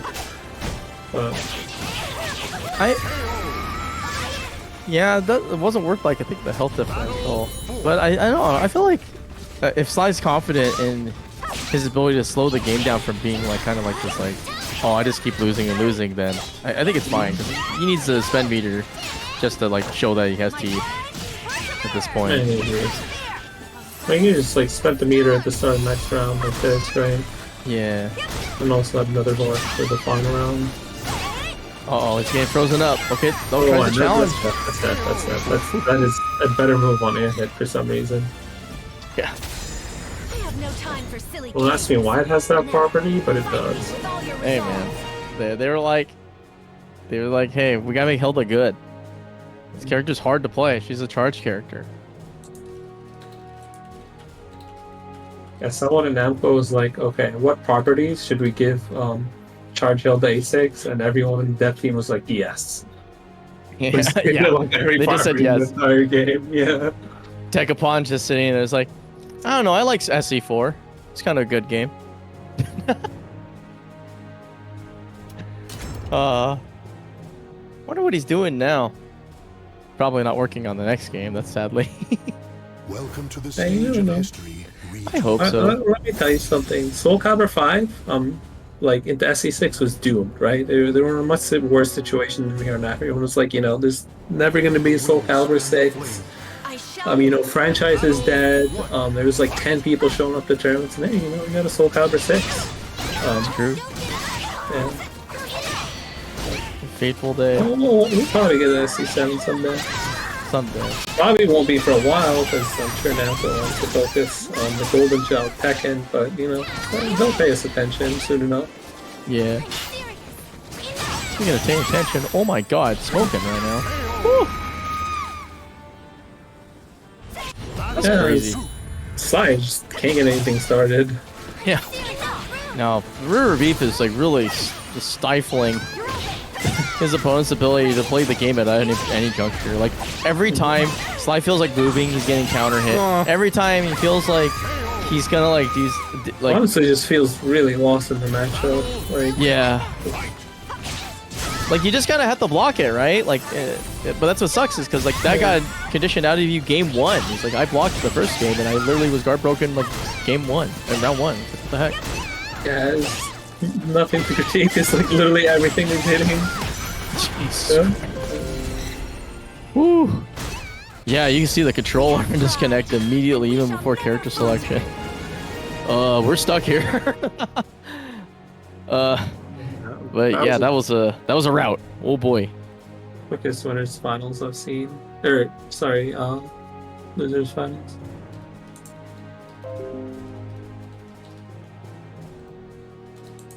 All right, well, we get to check out the mole for a little bit longer. So I guess some of us are winning tonight. If you're a Hilde fan, you get to see a slightly darker version of the best face in the game. Ooh, Hilde. I saw her face and I closed the stream. It was lame. Also, every character that's not Azwel is lame. Yeah. I don't even care about Grow anymore. I just want to see Azwel. Oh man, dude, he's a hard character to play. I don't know what to say. I'm trying, man. I'm trying to apply the principles, man. I read the book. He's the character in the game and the hardest at the same time. He is like literally like. Every time you think that when I watch like Joe play, I'm like, oh, this makes sense. But like if I take a turn one wrong way, especially if it's a high risk move, it's just like, wow, I'm like dead. Like I literally can't do anything. Like I just have to hope that I can while rising A plus B somebody and they'll be like, what? Remember the full crash A plus B into stance transition secret tech at Evo? I was pretty happy with that. That was so cool. Congratulations, RuberBeefMan, you're WNF champion. What are you giving up already, Inphadelity? Wake the fuck up. This is your $200, man. No, let him cook. No, I'm not letting him cook himself. There's no self-immolating here. I march to battle. Clear my path. I do that all the time in card games where like my opponent will be threatening lethal and I'll just like preemptively GG to them and they'll just like mess up thinking they have guaranteed lethal. Oh, that's funny. But yeah, I was gonna say, the trick is to not actually do the high risk stuff you're talking about, but to like use the threat of it to make people mess up. Like don't actually act slow that much, rather use the threat of act slow to like just honestly 6-6V like 40 times in a row. Yeah. That's a secret. Just like spam 6-6V. Like you'll beat 90% of players 6-6V on Oki because they refuse to block. They'll catch their roll or they'll get up ducking. And if they block it, who cares? Soul charge afterwards and just do the same shit. That's true. That's true. Times, yeah. Well, let's see how this goes. This is I don't know about this matchup. I feel like this might be really bad for Maxi. I just feel like you can't move, and once you get under pressure, well, I guess I don't know. Charge. I feel like charge A isn't really that crazy, like that in that regard. It's good like in neutral, but not against stance. Yeah. So the thing is, horizontals aren't that good at like contesting Maxi in stance, because if he auto GIs it, you're dead. Yeah. you cannot read GI, right? So. But it's a good option to throw out if like you have the need that Max is not doing with GI, but I mean if he does, you're kind of screwed. Okay, good ball. Okay. Ooh, nice. Ooh, damn. Look at that damage.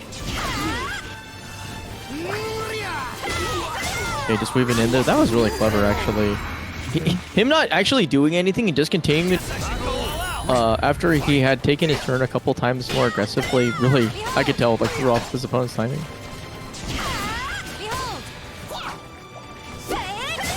No. Oh, man. Retract, yeah. Oh. Unfortunate. That's a spirit breaker right there. Like, rolling everyone. Like,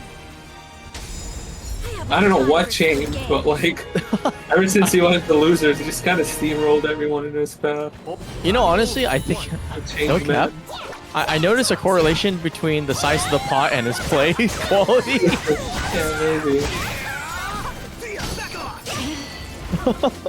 Like, he's a different man right now, man. This guy is cooking. Look at this. Holy shit. Oh my god. Yeah, and that's the first and last Hilde combo I've ever seen in my life. Did I say Hilde combo? I held the wall combo. Spends a meter on the RI too, which kind of sucks for him. Yeah, down significant chunk of meter. Seeming to space him out. RuberBeef seems to have been able to get in there. Oh my god! What a staggered 3P. He had like 2 steps in there. I would like to see Hilde use a little bit more horizontal moves. Oh, right in the middle. Speaking of horizontals, there's a really good one. OG charging, man. King move. Here we go. Hey, the Okay, cheese. take this. That's gonna be a critical edge, a wall combo. Alright, he's waking up. He's waking up. Blocking it out though. He's gonna have to kind of force to just chill out for a little bit. Never mind. Like what? Oh, seeing that retract. Yeah.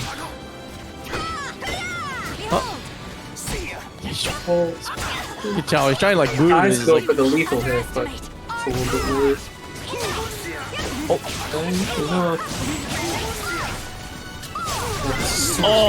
social. Yeah. that hookie's so weird. It like it always blows my mind that it feels like that move hits grounded, but it's not a grounded move. It's a stab. Stab with like a second hit, so you get to use moves like that on Oki because if someone rolls, which people will do like 95% of the time, when they get up with like a whip punish, you'll tag them the second hit. Let's do this. Oh man, he's not bringing out the fire chucks. Yeah, he's saving it for the reset. Same for the reset. Turns on the fire chucks. Final boss unleashed. Let's see what we got here. This one's gonna be interesting because I don't know if this stage really benefits him, other than being home field advantage flavor. This 3K interruption immediately starts turning the tides. Nice block. The legendary low. Chat's advice not working out at all. What's chat's advice? Do we book speed? Oh no, don't. No, please. Oh, get zoned, Oh, man. God. Yeah. Or No being poked. movement allowed. Only forward and block.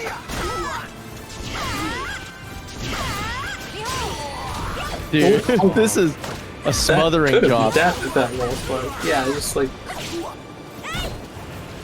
She's like RuberBeef has No been able block to take. on the -20, like 700 bajillion low. Inphadelity is kind of just falling apart. Oh, there it is. Okay, maybe 2A plus B. Yeah, it's the thing is to get back into this set. He needed the mental damage. Oh, Let's go! Nice. I like not spending the meter here. Never mind. You moved. It's crazy. It is like on ramp. It's like anytime he moves, it's like uh-oh. 2D game. This is Hilde. At least that's how you should treat it if you want to beat her. Okay, here we go. Offense rolling up. It's supposed to be looking pretty good though. 1A is pokes. Hey! It's the smallest sidestep ever, but Man. That was like the Ron Paul sidestep. Night night. Small. Sleep tight. So small you can't even see with a microscope.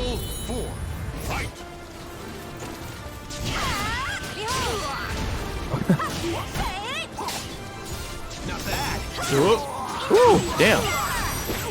White had punish. enough, yeah, frames to use the RI, so his meter actually got eaten. Which sucks, because like Maxi C is so freaking good on this stage. Yeah. You can get a ring out from like 6 miles away. Yeah. Ooh, okay, here we go. Getting some meter. That is. There we go. Oh, Uh-oh. not quite the wall splat. Oh, stop the wall! Why did we not see? Okay, here we go. The pain train. Oh, force the block. Hey, yeah. the wall splat finally. Wow, just like that, RuberBeefMan just says, "Hey, I want that my cut of 200." Good night, everybody. Born to Except stance. he's from losers, so. I mean, this is where the fire chucks come out, right? Yeah, Like, fire it's chucks, time- fire chucks, fire chucks. It's time to unleash. Come on, fire chucks. Let's do this. Come on, dude. Okay, Oh, he just went for won. player Okay, one. that's pretty powerful. Okay, that is powerful. Just go to the classic. None of this decorative like frosting on the cake. We're just going to the OG way. Not very cash money of them. Good Maxi stage. I mean, Maxi's kind of like Yoshimitsu, to be honest, so he's good on every stage. That's not to say he's a good character. Maxi sucks ass, but he never sees a stage and he's like, man, I really don't want that. Is this top one versus bottom one? Is like- Hilde really top one? No, it's not Nightmare. Top 5 or Amy. bottom 1? Yeah, top 5. Yeah, for sure. Honestly, who Inphin is top 1? I thought it was Amy. It's like Amy's the best clear character. cut. Nah, Amy's overrated. Yep, Yosh one.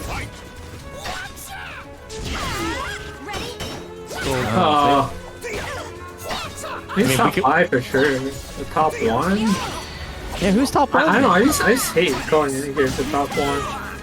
No one, like... I have no idea. Ooh, backstep catch? Okay, here we go. Oh, Maxi turning into top 1 character in Soul Charge. Getting it right. Nice. Ooh. I'd tell you top 5 was still pretty comfortable with, but not top 1. Ooh.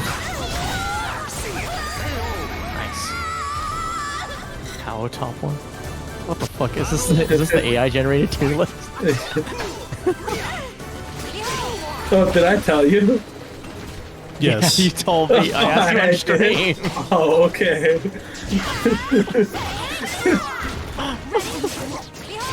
Remember, I had to look it up because I hadn't seen it originally. Some Giga Chat caught on. He's like, is this AI generated? I was like, holy shit, this guy's a fucking god. It's like some random person I've never heard of, too. Well, I'm pretty sure he knew you didn't Guys, smoke crack, please. so it was either that or AI. Yeah, maybe. 6 let's be getting in this. Nice staggered rolls too. I think he's kind of figured out some sauce when it comes to dealing with Maxioki too. Oh, nice stab. Damn. Who's dealing with Maxi guys really well? There's 2 things you can do. You can contest immediately with like a 2A or AA, or you can step dodge. He's I think step dodge, which doesn't give you a guaranteed punish, but it gives you an option from reward. The rare. Okay, doesn't quite get the wall. But I'm telling you, that wall combo that Ruber did earlier is going to be the first and last of the wall combo I've ever seen in my life. Yeah, that's... Not there yet? Goes to the tech trap. Doesn't look that. Okay, true grit. Yeah, like I said, you can't do anything. Kevin. Oh my god. Okay, doesn't quite get the back turn plus K, and yep, Maxi. Like I said, Maxi's Soul Charge is not that good. Unless he's in stance. Like 6A plus means terror on the block. That's why I think his Soul Tag is very underrated, because it puts him in stance where his Soul Charge is actually good. Makes a lot of sense, and wow, the rare one hit 2A plus B. Whoa, AP. God, every time, man, just like you think he's gonna get some momentum, and RuberBeef's just like, well, I'll just challenge that. Get to see his worth of damage for an I-18 tech crouching horizontal with infinite range.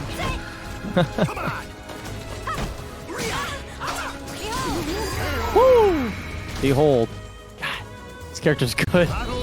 Yeah. But also as the player. RuberBeef is... It's crazy to think that RuberBeef used to be an definitely X-Men. playing so solid, yeah.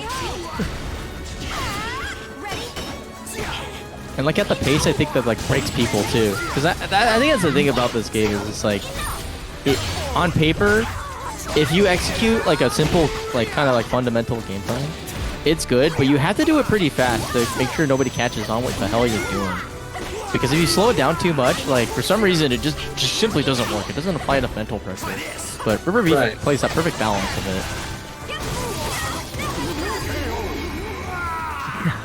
it. Like 6 million horizontals. Like all of them doing a tons of damage. Alright, there we go. Getting in the counter time with a 6A plus speed, then runs in, really catches some movement again. Okay, gonna get the backstep caught though. Here we go. Goes for the fourth. Oh, tries to read a soul charge, but there's like really no reason for Ruber to soul charge. No one's stepping 6BB, which upsets me. It's kind of the only time you can punish Hilde to be hunted. Yeah. Okay, True Grit, another soul charge. I like it. Okay. Gets his double A's. Oh my god. So patient. Just walks around. Ruber special. Slides up in front of you for like 20 years. Have to use horizontals to contain it. Also, yeah, he got Kevin's guard and then like and then like the low, right? That's supposed to be a lethal hit, right? You don't always have frames. Ah. If you have frames, it's a lethal hit, but like every move like gives you different amount of frames. So you need the Maxi. Okay. Oh, interesting reset. Oh, okay.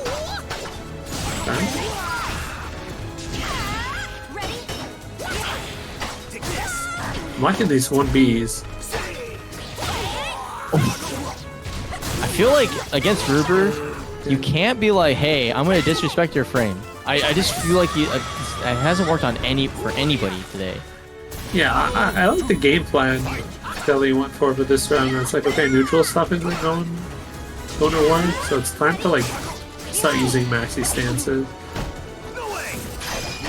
It's like the ultimate Maxi like option select where it's like, sorry, I lost my train of thought. I was just saying something about Maxi stances, but I forgot like what I was gonna say. You know, I tried to remember, and I was like, oh, we're like too far from this. I got lost, but he did soul attack and then backstepped. I'm like, I've never seen that in my life. Okay. Plus A is the best. Oh, no lethal hit. Oh, nice chunk. Oh man. 6A. Whew. RuberBeef is one game away. Is like testing Maxi stance is a really smart option. He's also mixing it up.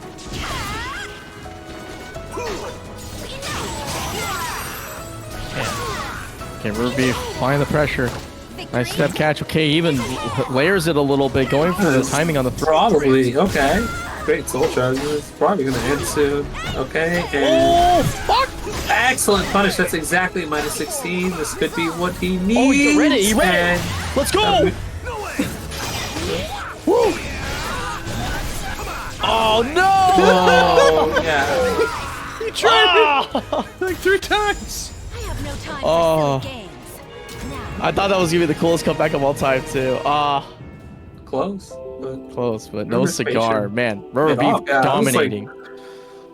honestly kind of surprised. Like he played the Maxi matchup really well. Yeah. Not really used to many people like actually kind of playing Maxi correctly.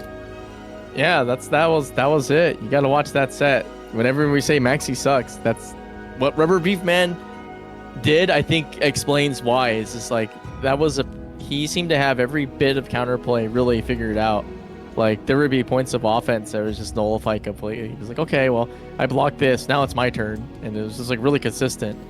So yeah, really Yeah, well I played. was like, yeah, I mean he's a strong defensive player for sure, but like I wasn't sure if I didn't know if he actually knew how to approach Maxi or not. And you know, the set taught me that he did. So well played to him. He definitely deserved the victory tonight. All right, let's see. RuberBeefMan. Okay, who was the third place? Sly. SlyTiger. Sly Sly Titty Tiger. 69. Tiger. There he is. All right, adding SlyTiger. All right, well, we have 8 codes remaining, so get to work, everybody. Actually, am I one of those everybody's? Did I do it? I did it. I already claimed my code, so I am free of being lashed by the tongue of Chunk. But everybody else, Nice. Yeah, Chad, I'm gonna get that ass. yeah. Well, it was a pleasure commentating with you, Blue. I've learned a lot. More about Azwel than other characters, but actually, no, it was a really good breakdown of like what not to do against Hilde and like what's kind of necessary. It's just like you're really good at like taking things and making them instead of writing. I guess the irony is that like the guide is huge, but your advice is tiny, and that's the kind of advice I like. That's I mean that's the best way. Like I can shorten it even more if you want. Basically, TLDR, 2D game, block. That is the Hilde matchup. There you go. Do with it what you want. I guess I'll try and block. That's it. That's the hard part. Like that's the easiest advice in the world to give, but like the hardest thing to actually start doing is like blocking. Like Yeah, 'cause, honestly, like- it took me like literally all of season 1 to actually start blocking. I did not block. I mean, I said it to me until I learned how to. That kind of makes sense though, because remember when you could like backstep like AAAs on hit? Oh, patch 1? Yeah. Those were the There's days. a weird correlation where the better Azwel is, the more likely you are to lose with him. Just, I don't know, it makes you a worse player or something. I don't know, but The only time I beat Manta season 1 offline was with season 1 as well, so clearly there's something up. I remember that. Honestly, like, I was so happy because I was like, okay, I have no fucking idea what the hell Voldo does. And, you know, Manta's the type of person where he's like, he always talks about like shenanigans and like attacking like, you know, enemy players in weird angles.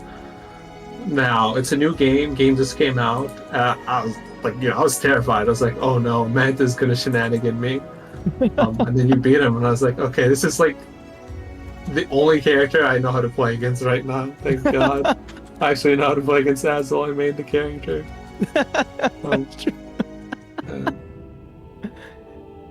I think what was ironic is that we never played until we had to travel for a major. The only time I played you was like literally across the country. Yeah. All right. The code's gone yet? Can we go to sleep? No, we can't. God dang it, guys. You killing me, Fucks. Smalls. Fucking click these damn codes. There's 8 left. All you gotta do is go to the page, log in, and click the blue button. It's literally Do free. Do it. Fucking. Let's see. Any sluts. events coming up? I mean, obviously 2 days. I mean, GTN, Evo. Yeah, Defend the North is coming up this weekend. That'll be in Brooklyn. A couple games for that one. Again, I know Street Fighter has a big pot going. I forget what all games in total, but yeah, that one's happening. That'll be cool to watch. There should be some streams. I don't know who and when, but Twitter, you go to the hellscape that is what's left of information spread for the FGC. Evo Registration for the main games has closed. However, you can still purchase event passes as well as register for the community-run side tournament events. So if you're still interested in those, you can still purchase a ticket and still attend those games. Just registration for the main 10 games has closed, which 7,000 entrants for Street Fighter 6 is some fucking shit. That's crazy. 7,000. That is pretty wild. As Incendiate Loverly put it, if you lose your first round, in order to get just to top 8, you have to play 21 different people. Just to get back into top 8. And then you have to win the top 8 from losers. So you better start labbing your shit. But yeah, so Street Fighter's got that. I know, I think Strive got to like 2,000, Tekken's somewhere like 1,700. That's what happens when you announce a million. Yeah, 7 people will show up for $1 million shot. But yeah, so Evo will still be happening. I'll be there playing and helping stuff out. It's gonna be fun. Oh yeah, I can't announce that news that I heard about it, so I'm not gonna say that yet. I think after that, there's SummerSlam. I think in August. SummerSlam and Beast in the East. I think are both happening in August. Beast in the East is gonna be interesting. The Caliber tryout, like the Caliber Olympics, basically. You gotta play 4 games. Oh boy, yeah. I think it's like what? Was it? Is it SB or SC? Because that'd be hilarious if they made you play SB. Have you had to play Soul Blade? Man. I don't think so. I think it's just SoulCalibur 2, 3, 5, and 6. Ooh. I don't know if they're Is running it 4. 5? I thought it was like an earlier game and then 2 and 3 Community Edition, and then SC6. I think they're skipping 5 because they don't want Blue winning it. They don't want him anywhere near it. Actually, Speaking of unironically, I think Signy is like a pretty good pick for that. He loves the old games. By the way, guys, all this tournament talk is overwhelming you, and you're finding it hard to keep up with events. Oh yeah. We have a tournament announcements section in the SoulCalibur Central Discord that we recently launched, where you can get a role called Tournament Competitors, and all the upcoming tournaments will be listed there. If you're struggling to keep up with SoulCalibur events, or if you just hate Twitter. Or a place where it's centralized. Or if you hate Twitter, you don't have social media or something. Well, Discord's basically social media now that they removed using the numbers at the end of your username. Yeah. Anyway, it's another topic. SoulCalibur Central Discord, tournament announcements. Yep. I still need to get a match in that. I haven't asked for games yet. I know that Sly's been fiending, so good on Sly for using the power of the community to level up. Because ranked is kind of empty, so yeah. Also, if you're new to the game, there's a lot of good resources in the SoulCalibur Central Discord as well. So !Discord brings up that link. Not the link to the WNF Discord because that's on StartGG, so you gotta go for that page. But anyway, yeah. Cool. Well, I guess that's it for this week. So congratulations again to RuberBeefMan for taking the win. Inphadelity in second. Yeah. Damn, this fool's been, it seems like what, 3 WNFs or 4 WNFs this fool's been showing up, and he's already up in second place. Like shit. Maxi sucks though. Yeah, SlyTiger. But SlyTiger also in third. Who sucks more? The person who doesn't loan the match on the bottom 1 character, or the character himself? Thank you to Beanie and Sly for helping me out in commentary, as well as both you, Konmai, and Blue. We very much appreciate your help. Thanks for having me, buddy. Yeah. Especially as I try and survive my own damn brackets and fail. Hey, you did good. I thought you did pretty good until you ran into that devil of a SlyTiger. But the buy-in is fighting Sly is hard, and so is fighting JoHow. Yeah. I lost them too this week. I'm upset. Yeah, that's what I was gonna say. Yeah, at least we both died to JoHow. We both died to JoHow? Oh my god, I'm really upset now. I kept getting, I forget what he would do, like whatever, like one of the spinny break attack moves, and I kept trying to 2-2B it, but I kept 2-2-being into it and dying. Yeah, it was fun. Yeah. Oh, no. But anyway. I just lost the tilting myself off the face of the planet. because I was getting Classic. Parsec a little bit, and Oh, air combos suck against like Azwel air combos are just not a thing. I would literally throw swords, and then like the second hit would whiff, and I'm like, well, I got nothing. Fun. All right. Well, thank you everyone. I need to find someone to raid. I don't know who's streaming or at this whomst. time. Yeah, whomst. Yeah, it better not be the fucking fish. No, he's at work. Okay, cool. I don't know why, but I have a vendetta. Yeah. I think it's because I saw him on DDR an hour earlier. I'm like, you lied to me.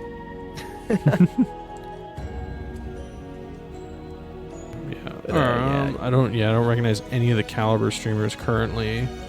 Also, shout outs to the guy who hates JJJ. You've made the community stronger.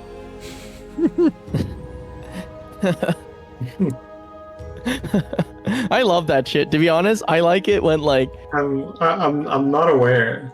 oh some guy like the first comment on the last VOD was that is JJJ ruins it for me, and so people were like, why? And then JJJ literally goes to the thread and responds with this clouds of muffins because I need to see this, and it's on the it's on the last VOD of WNF. All right. Yeah, it's on the bottom. Okay, well, I've decided we haven't said hi to him, so I'm gonna go raid James Chen, who's gonna try and win that $1 billion pot for Evo. Oh yeah, so he's labbing, but yeah, so he's playing Street Fighter, so we'll go send over to some love over to him because he's a homie.